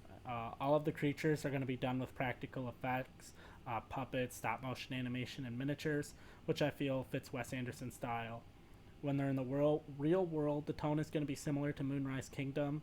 When they go to Terabithia, it's going to look like the Life Aquatic. One story change I would make is I have the creatures of Terabithia be actual more characters with thoughts and feelings that reflect the real world more. Jess's mean dad is represented by a monster. His annoying sisters are annoying little fairies that follow him around. The school bullies are large trolls. And when they learn to defeat the bad creatures in Terabithia, they use those same skills to beat the people in the real world. When he sees the monster isn't mean, but isn't just trying. When he sees the monster isn't mean, but is just trying to protect Jess, that is why he won't let him go to certain areas. He realizes his father is doing the same thing. When Jess and Leslie play with the fairies, Jess does the same with his sisters, and he realizes they annoy him because they look up to him and want to spend time with him. When Leslie and Jess stand up to the trolls leave them alone, so they do the same to the bullies. The movie has the same twist ending as the book and movie, and that aspect plays out very much the same. And that is my pitch. All right. Tristan, you got any questions for these two? Both good pitches, I think. I like Bobby's choice of the Studio Ghibli direction for this. So I'm leaning towards his a little bit going into it, just because of the Studio Ghibli attachment more than anything. I think their eye can really bring something out of this. We're running good on time here, so I'm just ready to get to them arguing. Really, I feel like they're gonna have some good arguments here. Yeah, I kind of just want Bobby to address with it, because we'll give you a few minutes on this argument. Address to me why. I get that your movie, you're casting it like it's the American voices, like they do in Studio Ghibli, but why would the original, like, Japanese version have the Helena Bonham Carter character in that? I get that's your rule you have to use, but it doesn't seem to fit at all. So just defend that for me, and that's probably the only question I have for either pitch. Yeah, I mean, if you want to contextualize it in a way that would make sense for her to be in it, you can.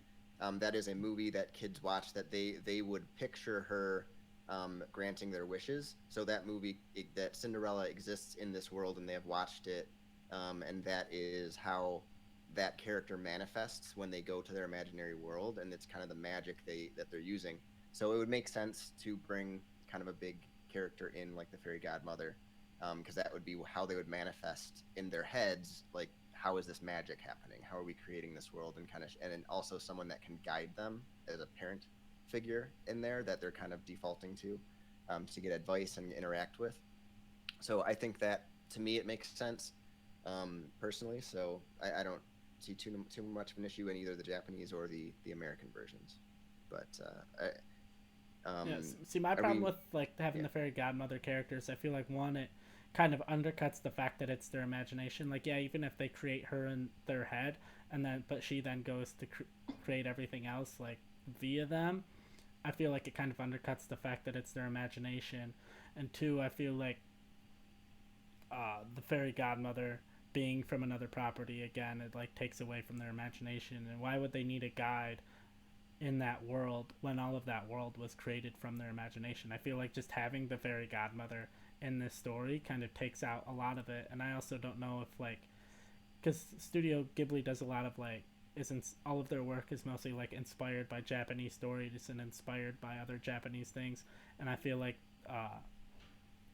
the fairy godmother is very much like a Western thing, and I don't know if it really fits with like what Studio Ghibli does or their works to have a like fully like Western character in their movie. Yeah, and I don't want to go back and forth too much on it, but just my defense of that is, again, it's still them creating the world, but they need, like, the whole reason, and a lot of times in Studio Ghibli movies, that people are escaping into a fantasy world is getting something they're not getting in the real world. And one of those things in these characters in this movie are parental figures that are paying attention to them and are, doing what they think would be right for them. So if that's kind of the figure in here, and they are describing exactly what they want. So the only difference is when they say exactly what they want, she's the one waving the wand, but she's able to give advice. So that's all I want to get into with that, because I also, with your rule choice, and as far as the way you went with your movie, like you said, it was a very, strong adaptation of the book that fans liked, but it also caused a lot of controversy because it was a very difficult movie to market. And I think you're running into the same issue. You're basically telling the same story again, but you're just kind of changing a couple things that happen as far as like the creatures are a little different, and that affects the real world.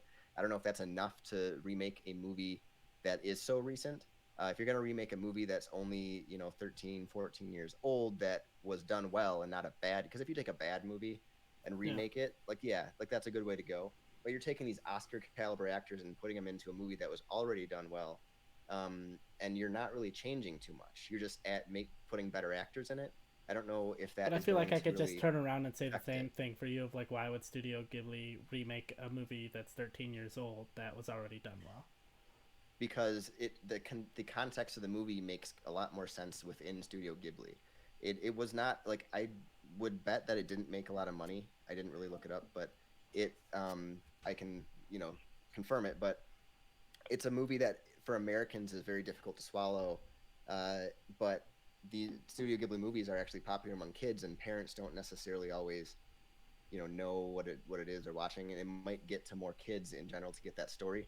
Yours, the way it's cast, the way that, and even Wes Anderson, you're directing it more towards adults, it seems like, even though this is a movie that kids should watch to be able to kind of get the theme and get the dealing with death and real world stuff instead of like But I adults. mean, two of his Like, most recent movies are more kids' movies, with Fantastic Mr. Fox and Isle of Dogs are more yeah, kids his animated movies, but centric his live movies. action movies usually are pretty wacky adult-ish comedies. Like there's kid stuff in it. I just don't. My thing is, he could make a fine movie, but I don't know if there's a really reason for it to happen. Even Yeah. Wes I Anderson. mean, that's my whole making problem it. with this movie in general, is there's zero reason whatsoever to reboot it.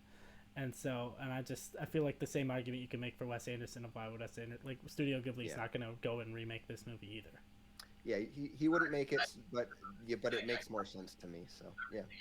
Here, Tristan, do you need to hear anything else from them? No, I just want to hear one little bit from Joe. Joe didn't get to talk too much about his, so I just want to get a quick answer of how does Wes Anderson's style and tone fit this movie for you?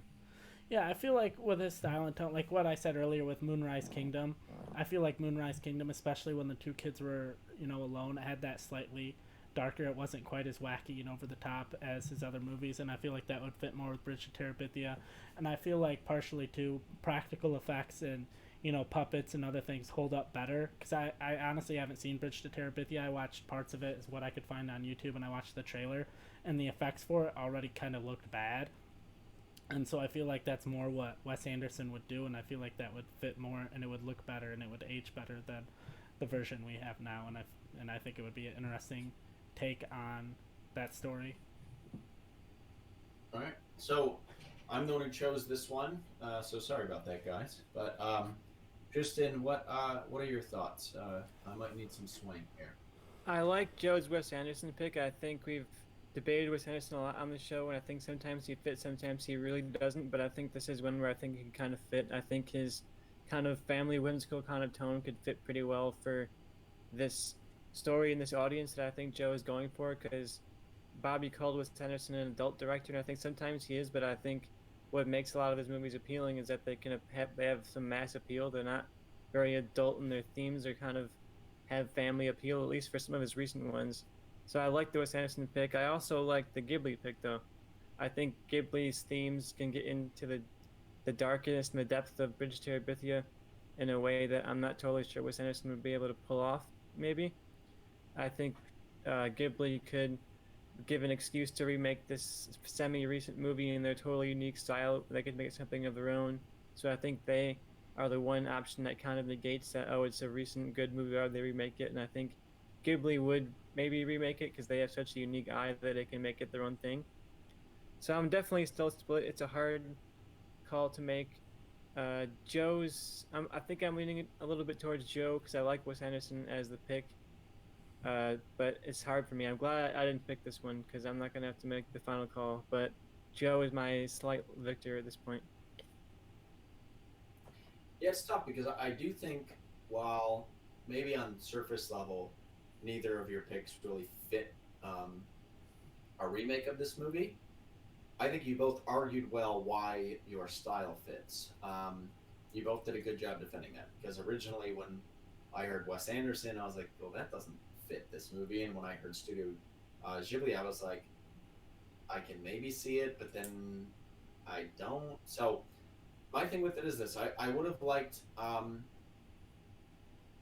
Bobby's pitch a little more if it dealt more with more of an ambiguous like did they really go into this world or not? Kind of like a Spirited Away.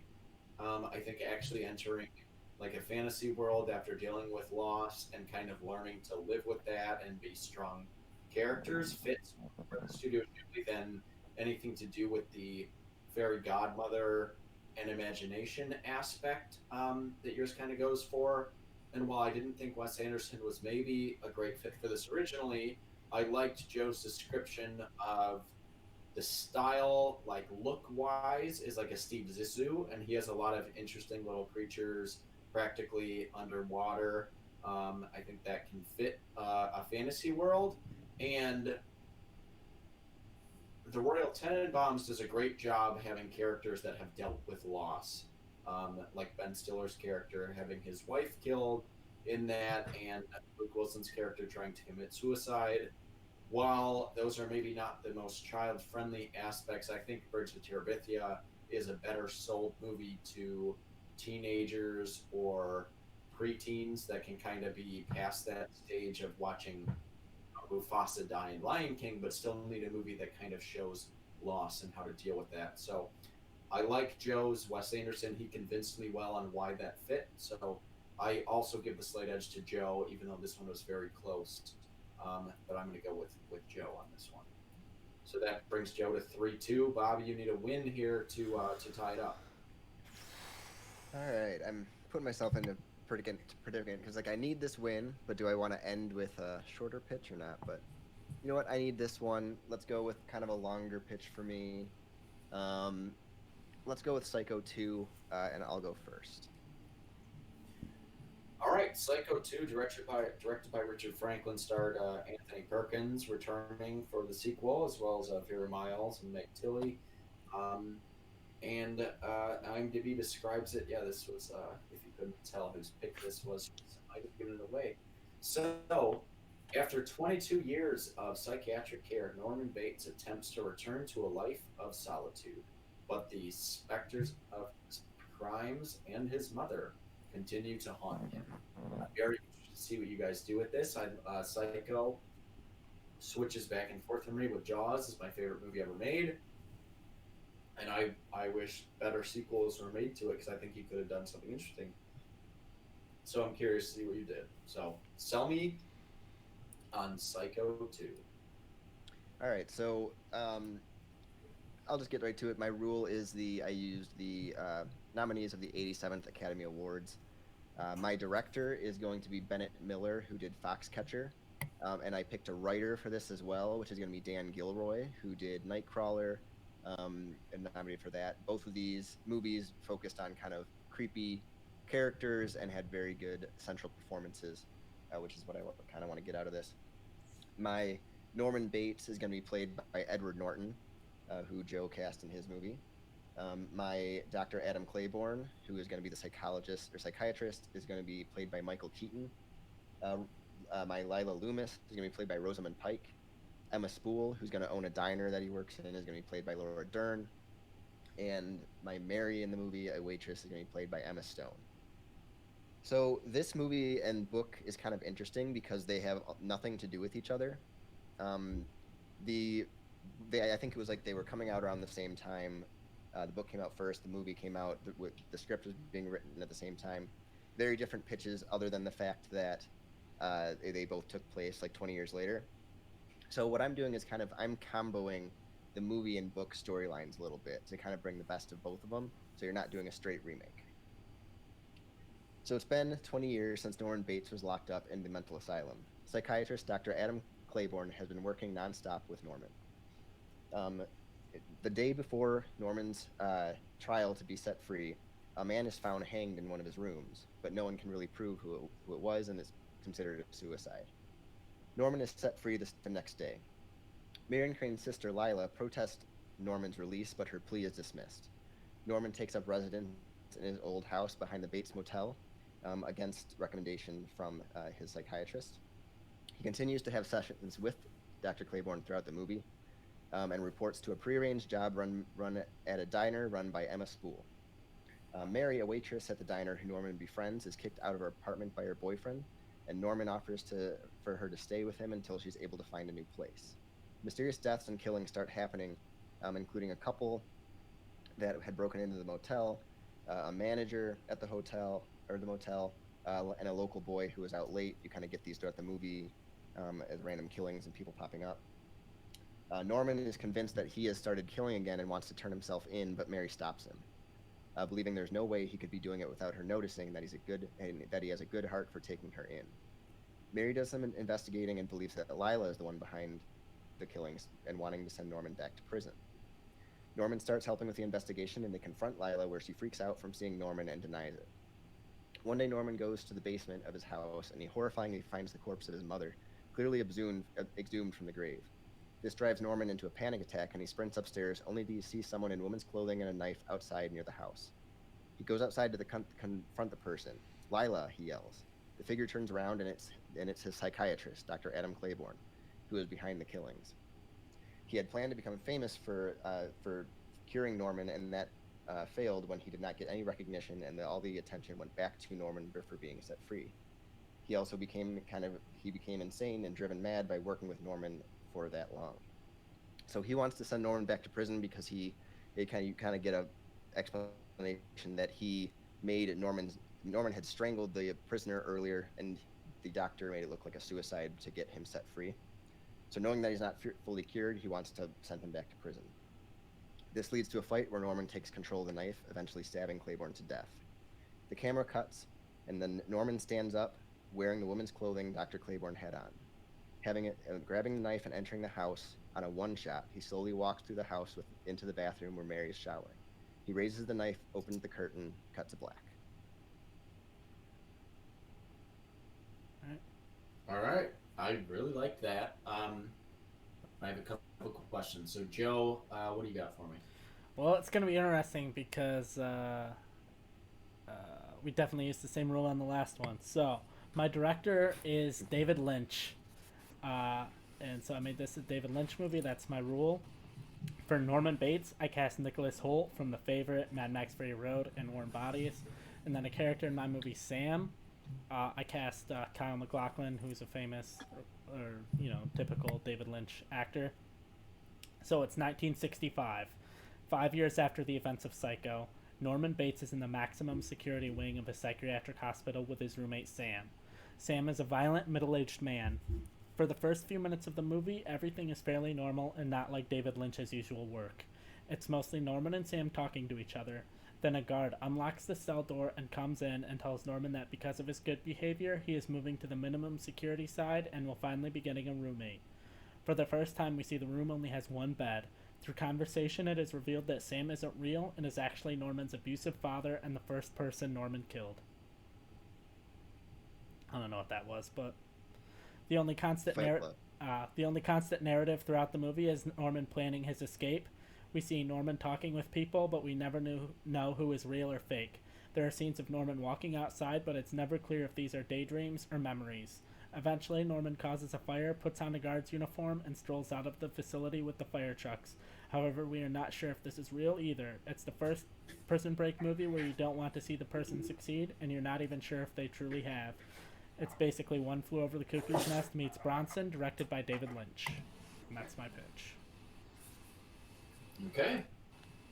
Interesting. Here's my question for both of you before I get to Tristan on this. Will your movies be, because both of yours seem to be, while Joe's is like while Bates is in prison and Bobby's is 20 years after he's released.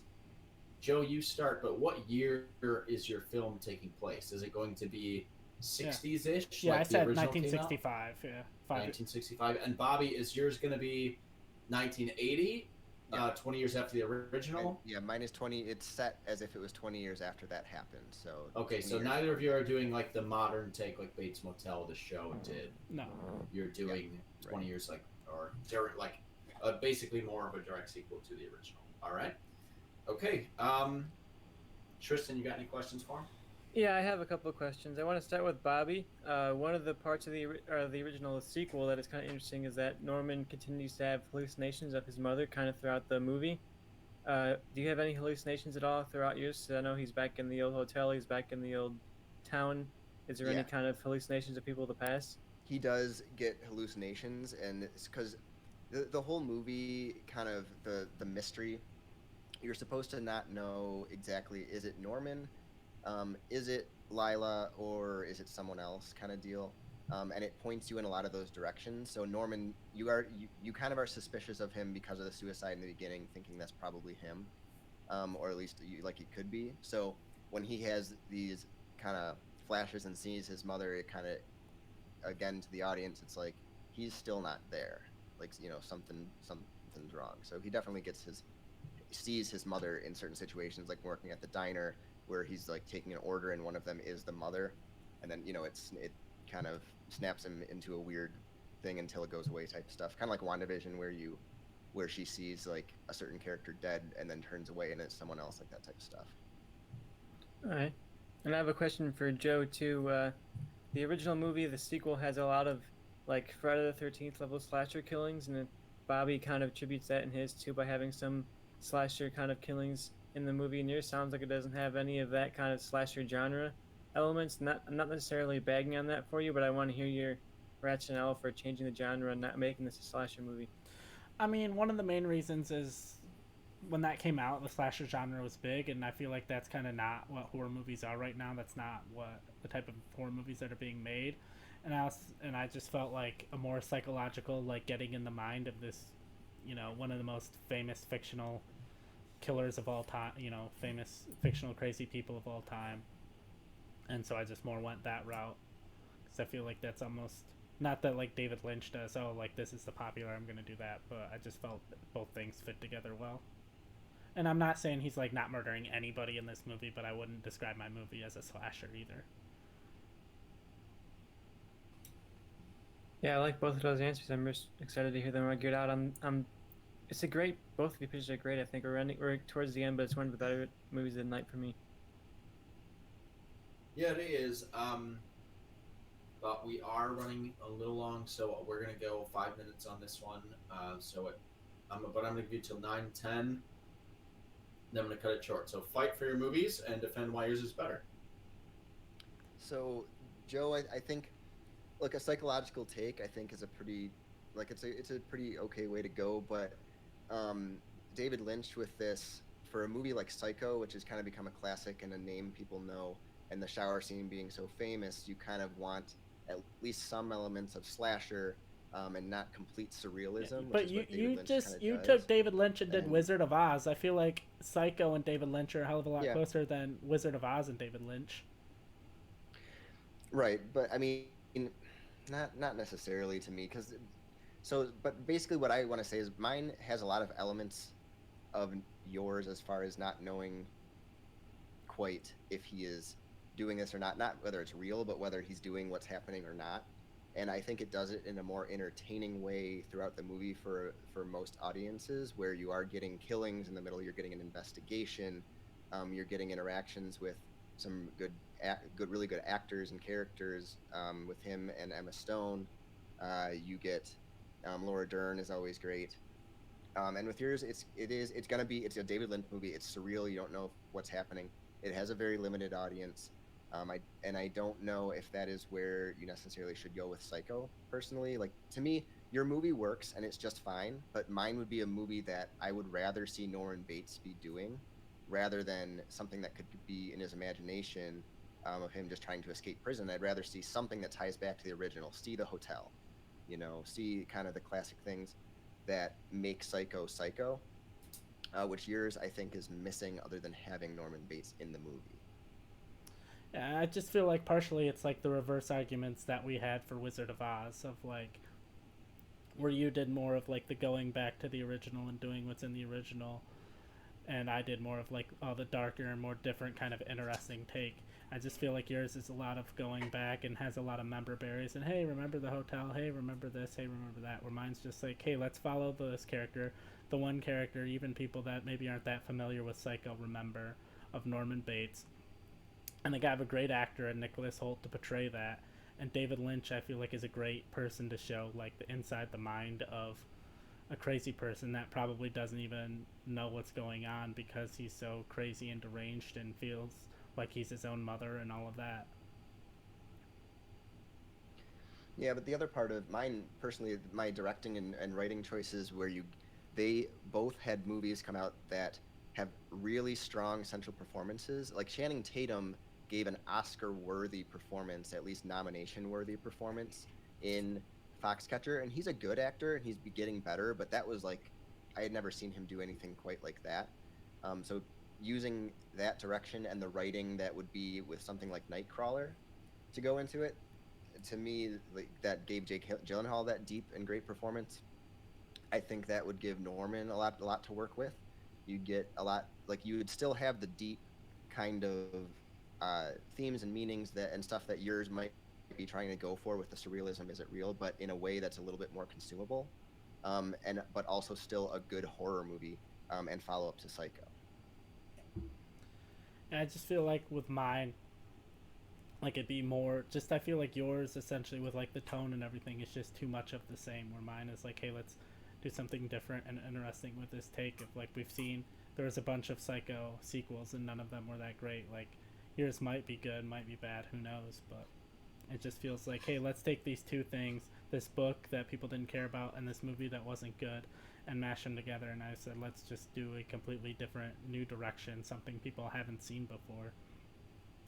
But mine still turned it into a very different story, different ending, where you don't really know exactly what's coming. You also, by the way, Michael Keaton, interactions with him, with Edward Norton and Michael Keaton throughout the movie, basically it comes down to this. I think they're both interesting takes. Like, I think your movie's interesting and a take on it.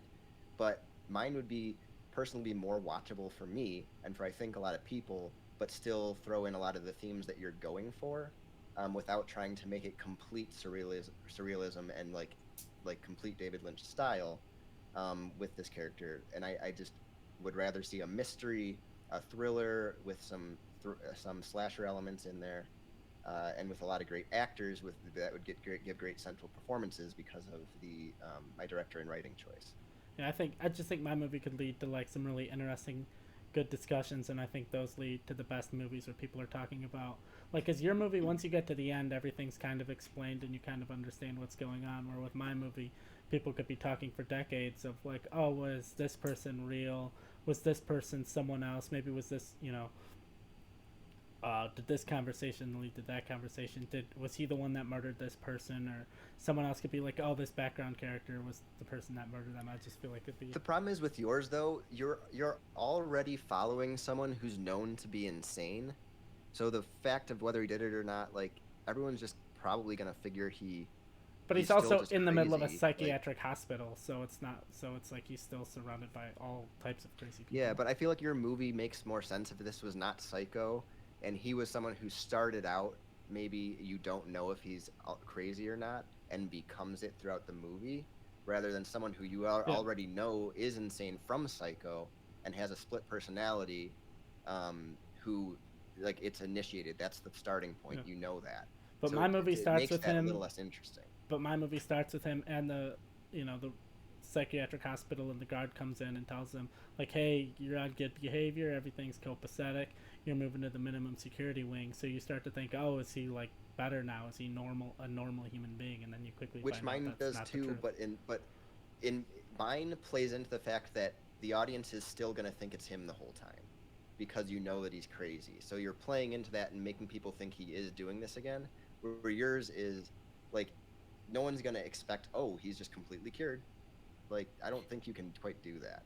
Yeah, I think I have my decision, but overall this was Tristan's choice, so he is the main judge. So I've heard everything I need to hear. Tristan, have you heard what you need to hear? I've heard what I need to hear. It's definitely a hard one for me to make, but I want to hear your thoughts before I make any final call on it. But I've heard what I got to hear from them.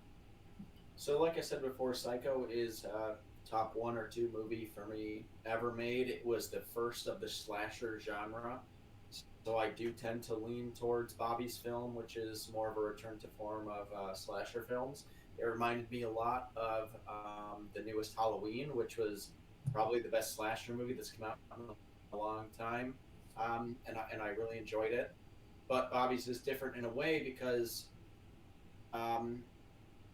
Bennett Miller, who did Foxcatcher, also did Capote, and he also did Moneyball, which are all three very different movies, but they're all character pieces. And if I'm going to see a sequel to Psycho, I want it to feel more like a character piece than a David Lynch film, where his is more about the did this happen, did this not happen, is the ambiguity, and Psycho isn't really about that. It has a very clear ending of what happened, and it ends with Norman having the voiceover of his mother saying, "Oh well, they're gonna, you know, believe that I'm innocent. I wouldn't even harm a fly."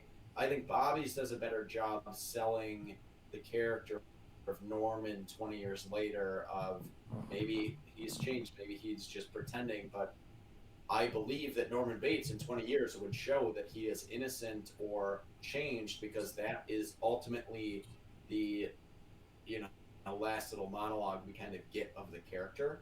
And I like Bobby's direction of it. I like the misdirections that it has in it, and I love the ending. I love the one shot following Norman into the house, into the shower.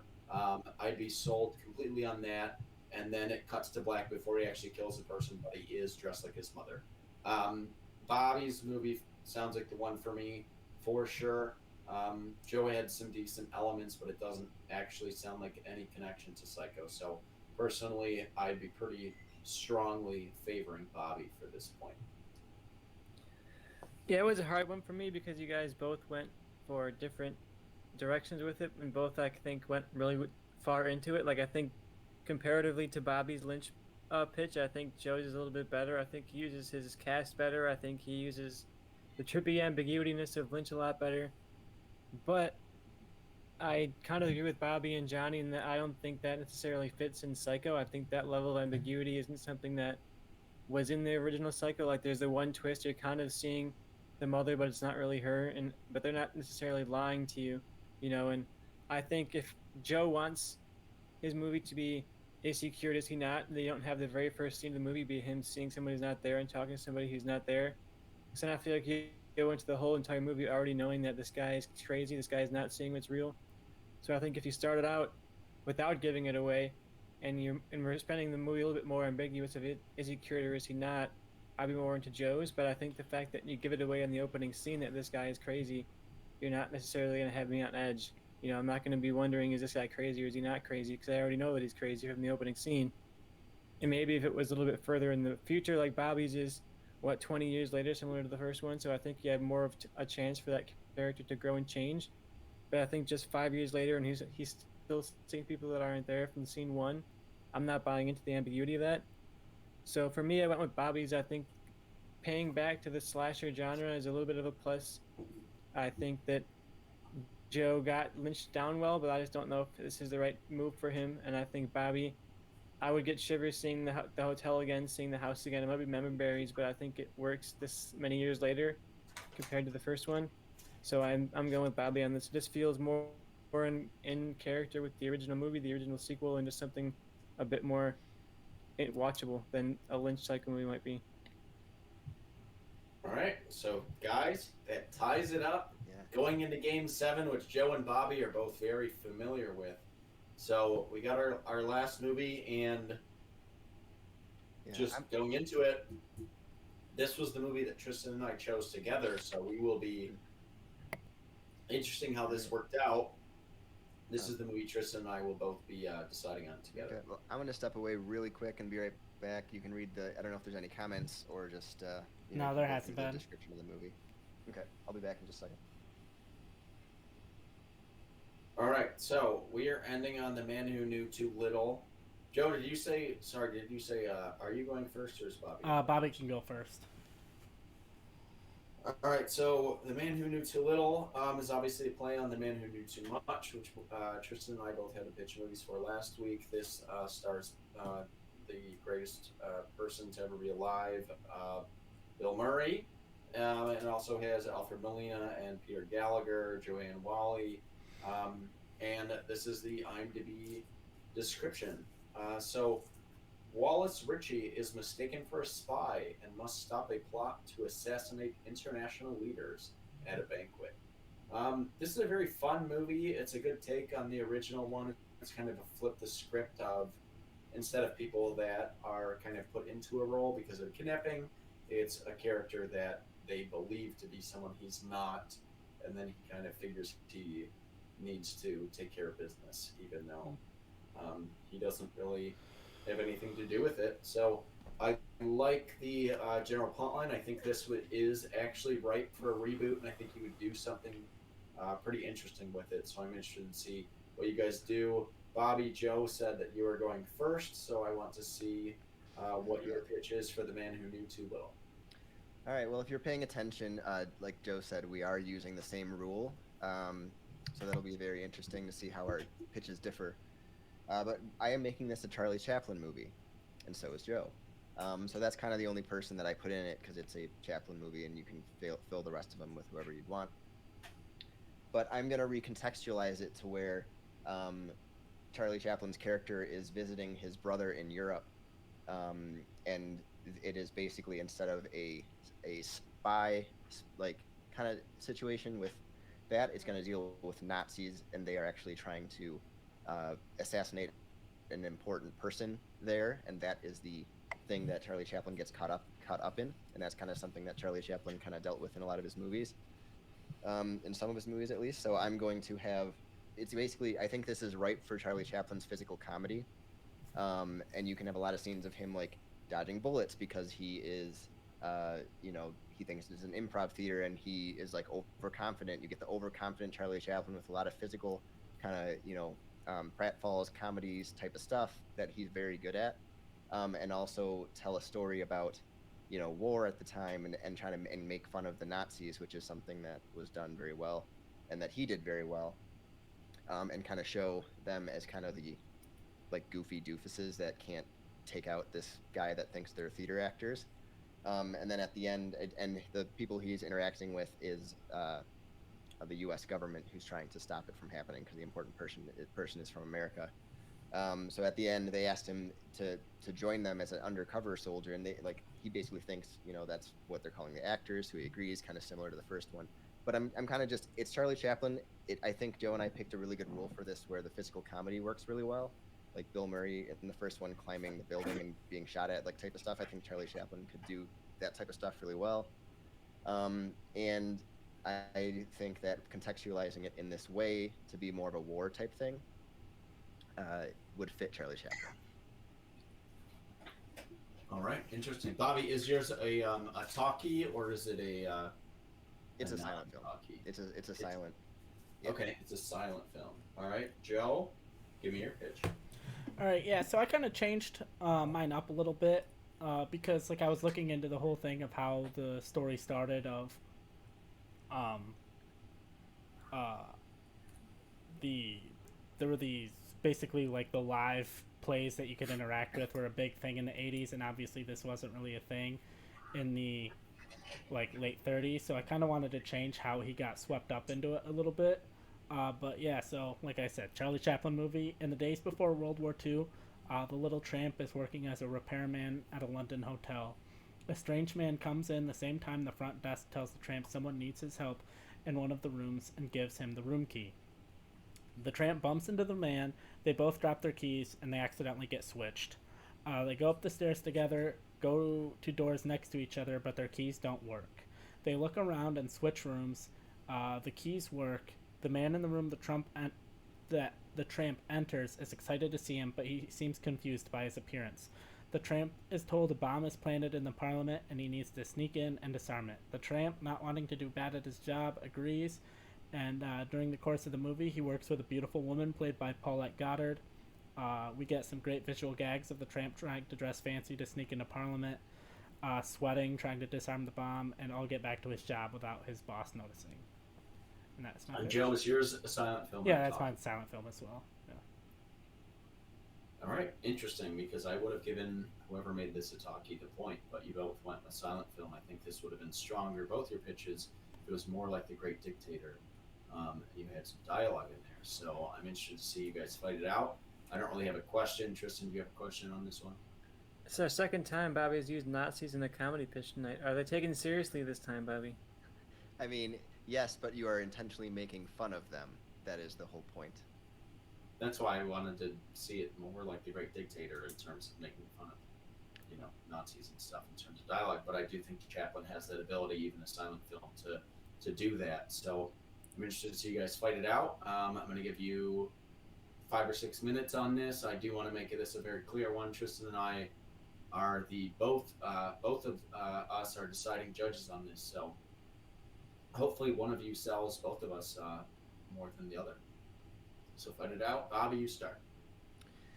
Yeah, like you mentioned, and I want to defend first off. I mean, the defense. I mean, we both didn't make it a talkie, but I just think you don't need a big speech or dialogue. Like the concept is easy enough to like. This is why he's in the situation, and it's a very physical story to tell of him, getting caught up in this and all the physical gags, and by showing the Nazis as not being able to take out this guy who is not a soldier, not a spy, not a whatever, kind of gets the point across of what you're trying to do for the movie.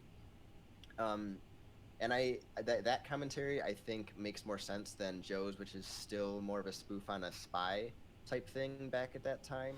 I mean, mine still, because like mine still has like the World War II elements because it's 1939.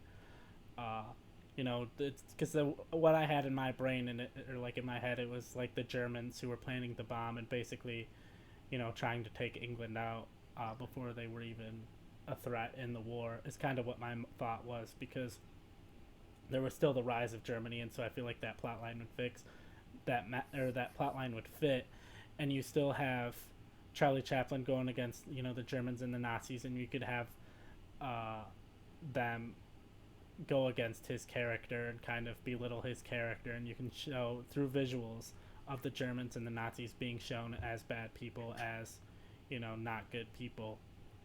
And I think it'd be a good message because Charlie Chaplin wasn't a tall guy, so him going against and taking out these, or like not physically fighting them, but foiling their plans, these big tall imposing guys, shows like a good message. So there are still those messages in this movie. Okay.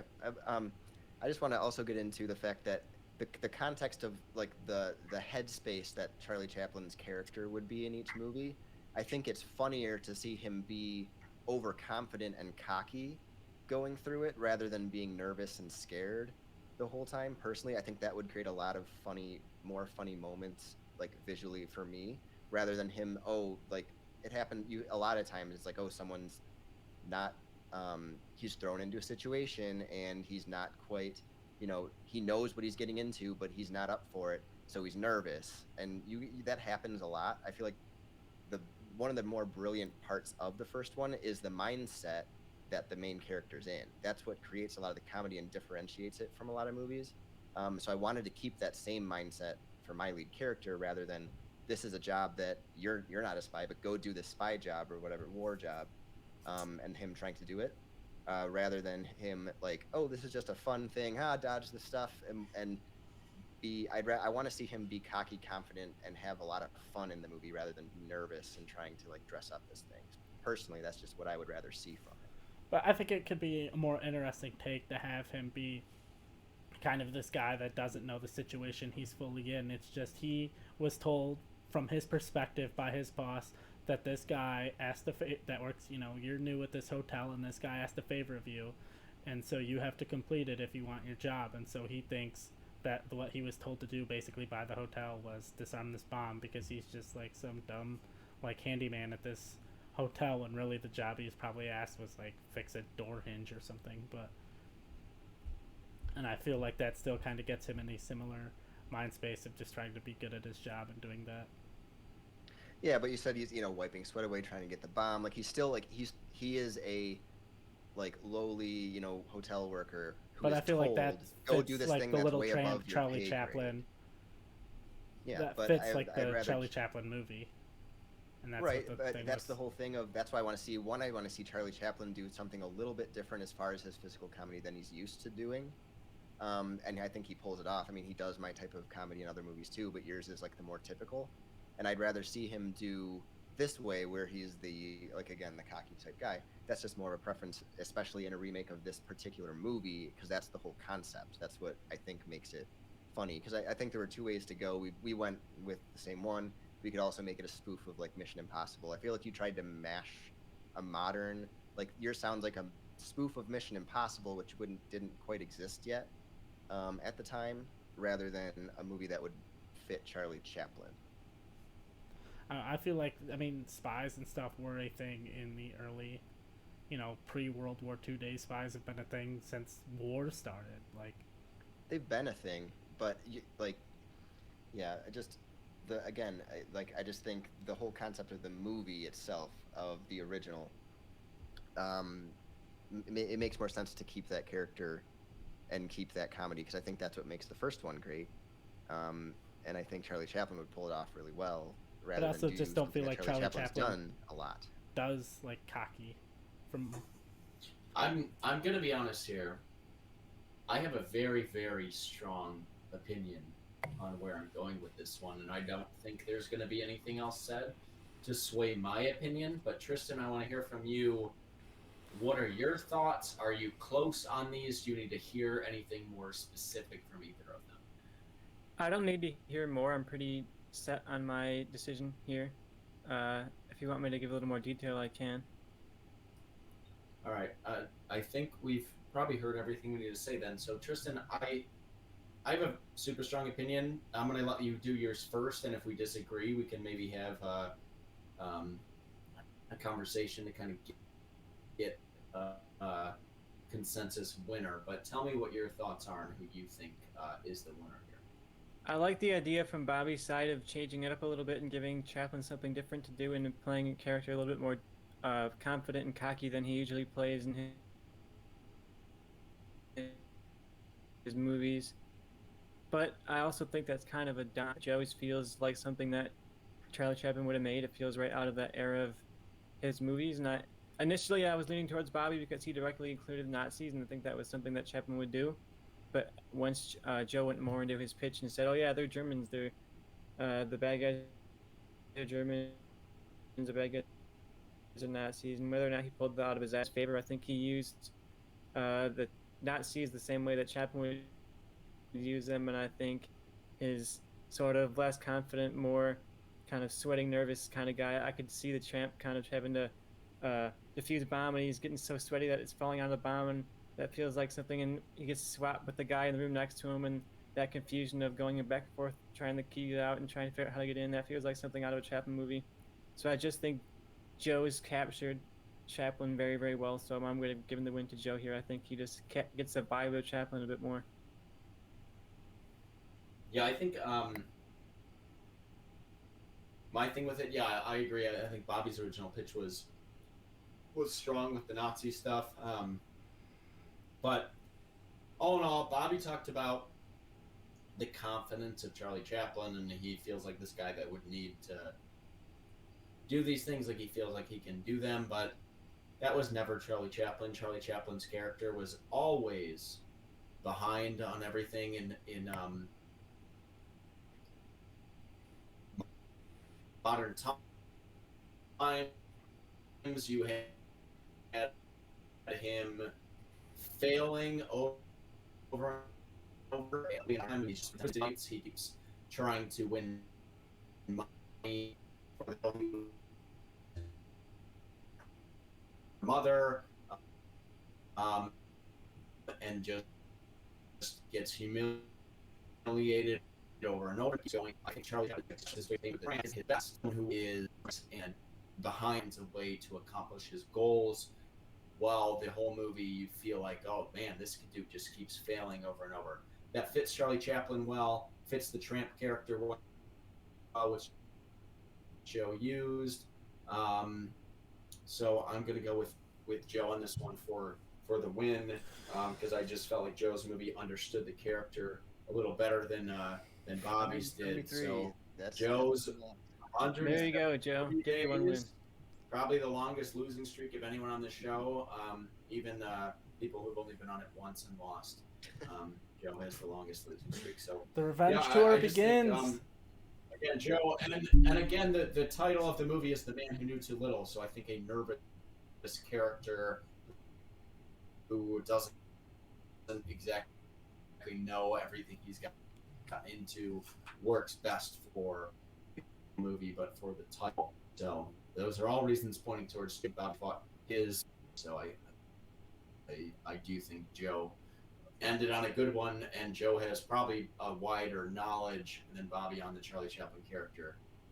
And that worked to your advantage on the last pitch, Joe. So congratulations. You finally won after a long, long, long time. How do you feel? I feel great. Yeah, there was definitely the strategy of making Bobby go first, especially when I knew we had the same rule. I'm like, okay, our pitch is going to be identical. I'm going to have Bobby go first, and I'm just going to add on anything extra I can do. Everything I said about the Germans, made up. Didn't have any of that written down or planned. I was just like, fuck it, don't need it. Turned out I needed it, so I made it up. But yeah, I'm glad my streak's over, so... Yep, and... I don't know, I feel like my internet's cutting out. Yeah. I don't know if you guys I was just going to say... I feel like it's my internet that's Yeah, cutting out. I can hear you. I was just going to Bobby, say... my main question Oh. for Bobby, have you seen a Charlie Chaplin movie? Yeah, what I was actually... I personally liked the idea of him not playing the same character. So, what I was going for, but also... Like Joe said, like we both probably came into it with a very like basic pitch. Like you both fought for your point very well. Your pitches I thought were very even, and then by the end of it, I was leaning towards Joe a lot more. I was banking on the original movie being like someone like, oh, you liked that style of comedy, and that's the type of thing. Because I went first, and when he said the nervous thing, I'm like, I have to at least combat that because that's what Charlie Chaplin does. Yeah. But also, I didn't even have the Nazi stuff in there until I knew that we had the same rule. Yeah. So once I knew we had the same rule, I had to add more details other than I'm making a Charlie Chaplin movie with physical comedy. So. Well, what I was interested in, what I was baiting for was, you know, both of your movies, because they were silent Chaplin movies, had to have come out in 1939. Yeah. That's when World War II started, and Charlie Chaplin started doing talkies in 1940. Yeah. So you basically both made a movie in the same year. If one of you had been like, I'm making a movie that's more relevant to World War II that came out in 1941 or 1942, and it's a talkie, I think you probably would have won that point, but you both went the same direction with it. And once you did that, Joe won that point easily by picking a character that Chaplin had been doing up until that point, because he really hadn't done anything other than The Tramp until The Great Dictator. But both of you pitched a movie that had to have come out in 1939, and we hadn't seen him do anything different. And all of his silent films are the Tramp characters. So I think once both of you pigeonholed your movies into the same year and the same role, Joe's fit the character more. So Bobby, if you were 2 years later on your movie and you went talkie and we're going, you know, basically building off The Great Dictator rather than building off The Tramp, I think your movie would have been much stronger and it would have maybe gone your direction. But I think you kind of screwed yourself by making it a silent film. And unfortunately, that came down to, I think it came down to Joe making me go first. And that was a really good strategy because I would have changed up my pitch based on Joe's. Mm-hmm. And I would have been like, oh, his is silent, mine's a talkie. Like, you know, I would have done that instead of going the same. So, you know. Yeah, I was running, as you were talking, I was running through options in my head. I'm like, because I didn't have the thing of, like, he thinks it's, like fake the whole time, so I was trying to run through scenarios of a way I can make it fake, and I was, you know, because I thought I might get screwed over on that if I distanced myself too much from the original, and I couldn't come up with anything I like, and then it was time for me to go, so I'm like, fuck it, I guess I'll just have to read what I wrote, because that's the only option I have at this point. We were in the same spot, and it came down to who went first. We both had to improv. I like it. Well, guys, this was a great episode. Joe, I'm happy for you. You were able to overcome a long deficit of defeat, so I'm happy you tried to get back on your feet before getting absolutely demolished by next week. So I'm sorry to say that your win streak will not last, but you know, so next week we're just to let everybody know to get on board with the Golden Globes nominees just came out recently. We're going to do films based upon Golden Globes winners to kind of keep relevancy towards the topic. So we're going to reboot those. Next week will be, I believe, Joe versus myself with Bobby. Did we already decide that? Judging. We're doing it, yeah, because I was gonna face whoever won this episode, or No, Tristan I was was just gonna it's me face. versus Yeah, Tristan. Tristan was. So Yep. no, so yeah, I take Yeah. that back. Bobby and I will be judging while Tristan and Joe face, but the winner of that episode faces me. Yes. Yeah. Yeah, Because so you have to win 2 to face. Yeah. yeah, so Got it. basically, So, no Joe, matter what happens, your is shit. after I face Tristan, I face you. Because if I beat Tristan, then I face you for the championship. If Tristan beats me, then he faces Bobby, which would mean I still face you anyways. So Makes sense. I'm happy about it. Having another week off of mainly judging and picking the movies will give me a chance to finish my James Bond rankings, which I will find a way to get to everybody, which I've been working on for way too long. I've watched 19 James Bond movies in the last 2 weeks, which is more than one per day. So I hope that gets some attention because I put a lot of fucking work into this shit. Hope y'all like James Bond. No. So Tristan, my friend, with the broken foot. What are your final thoughts? It was a good episode. I think everybody had some really intense, good pitches. I think we got down to the last one, and I think it was a really good argument. It's always disappointing to get to the last pitch and somebody just blows the other person out of the water, and you're like, well, that's the game. But we got to the last couple of ones, and it was very close. I thought Psycho 2 was particularly close for me. It wasn't as much for John, I think, but I like when we had two until the last one. I think all the pitches went in very different directions, so I think it was very easy to argue, very easy to see the two sides. So it was a fun episode for that. My favorite pitch for Joe is probably the Charlie Chaplin one. Even though he had so little information, I think off the top of his head he was able to make it into a genuine tramp movie, and I think that's pretty impressive. For Bobby's, I think it was probably Psycho 2. I think it is tempting to lean into the Lynch kind of weirdness and go for Tristan the easy win with the Lynch pick, but I think your faithfulness to the genre of the original, your faithfulness to the kind of setting and the tone and the slasher elements, I think really won me over. It feels like something I had a really good time watching, so that was my pick for Bobby's favorite. And good for Joe, I guess you won. Congratulations, but enjoy it while you can, because next week, broken foot or not, I'm gonna be back in full gear. You know, I'm not wearing my t-shirt gear. I'm gonna be prepped. I'm suited up. I'm coming to win, and like I've said before, I should have won every episode I've ever been on. I should be on a complete win streak right now. So I'm here to take down the establishment, which includes Joe. Joe's the co-founder. Joe's going down too. I'm taking on everybody, one by one, starting with Joe next week. all right, well, I'm bringing that Motor City Dan Campbell mentality. You know, you can knock me down, I'm gonna get back up. And so I got knocked down, Joe, knocked down, and now I'm back up and I'm staying up. So you want some? knocked down Come for get almost some. a year. Joe, what was your favorite pitch of Bobby's or hardest to fight against? The hardest to fight against, I mean, probably The Man Who Knew Too Little, just because they were identical pitches almost, and so I just had to make up anything I could to put myself over the top, and I feel like that's been my struggle. It seems like normally on this show, I either win handedly or barely lose. There's very few times I feel like, oh, someone else just had a way better pitch than me, and my problem has always been winning those close pitches, and I feel like today was the first time I finally won one of those close pitches, and it came in right at the right time, so I'm happy. Nice, yeah. Joe's losing streak is kind of it's not exactly telling of how good his pitches are because he has lost a lot of close matches in that time. But Bobby, what was your favorite pitch of Joe's or hardest to fight against? I mean, like Joe said, hardest to fight against is the one that we had the same pitch and had to improv.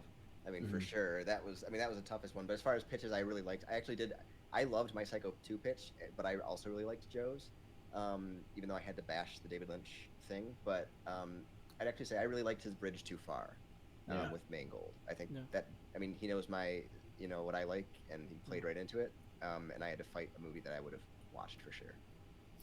Yeah, I think for me, Joe's best pitch was A Bridge Too Far. Bobby's best pitch was Psycho 2.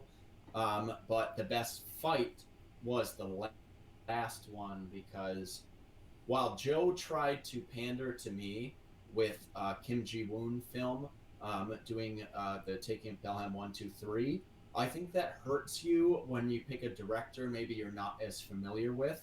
And Joe won that last fight because Joe has a fundamental understanding of Charlie Chaplin,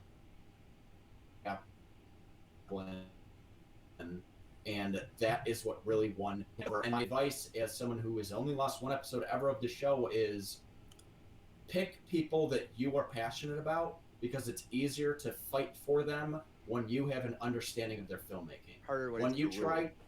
exactly, when you try to go towards, I think the judges might like this one, but I don't really know the filmmaker as well. It's tough to fight because you can get knocked down quickly, and I think people fall into that trap. And I really loved the debate on the Chaplin movie because I think Joe showed his knowledge of Chaplin films, and that's what really won you the episode. So that's what I appreciated. I will say though, I didn't And go that route to pander to Johnny. I went that route because I'm like, okay, this movie's been made 3 times now, including a TV movie. How can I make it different? And my first thought was I can make it a foreign film, and so that's why I went that route. It wasn't necessarily to pander to Johnny. I understand that. I just watching like the fight between that and the fight between the last one, you kind of understood the knowledge of the people you chose for the film. Like Joe would not have won that last fight if he didn't understand the Tramp and he didn't understand Chaplin. And I always think, no matter who the judges are, your understanding of the characters and the actors and the filmmakers that you choose does help you for the most part, unless it's something super obscure that maybe the judges don't love. We saw that last week when Tristan beat me in Troll 2. He was very passionate about the original film, and I think that helped him. So my final thoughts are, everyone please follow us on TikTok, Instagram, Twitter at Movie Changeup. Please like and subscribe on our YouTube videos. We appreciate all the live comments we got tonight. We'd love to get more and more of those as our show goes on. And thank you for watching. Thank you for listening. We really, really, really have been trying hard to expand this show and do more and more we can to widen our audience. So we're happy to do that. We want to give you more and more content, and we're happy for our faithful listeners, especially you, Paul. Hashtag who is Paul. And that being said, thank you everyone, and have a great night, and thank you for enjoying our episode. Have a fantastic rest of your lives.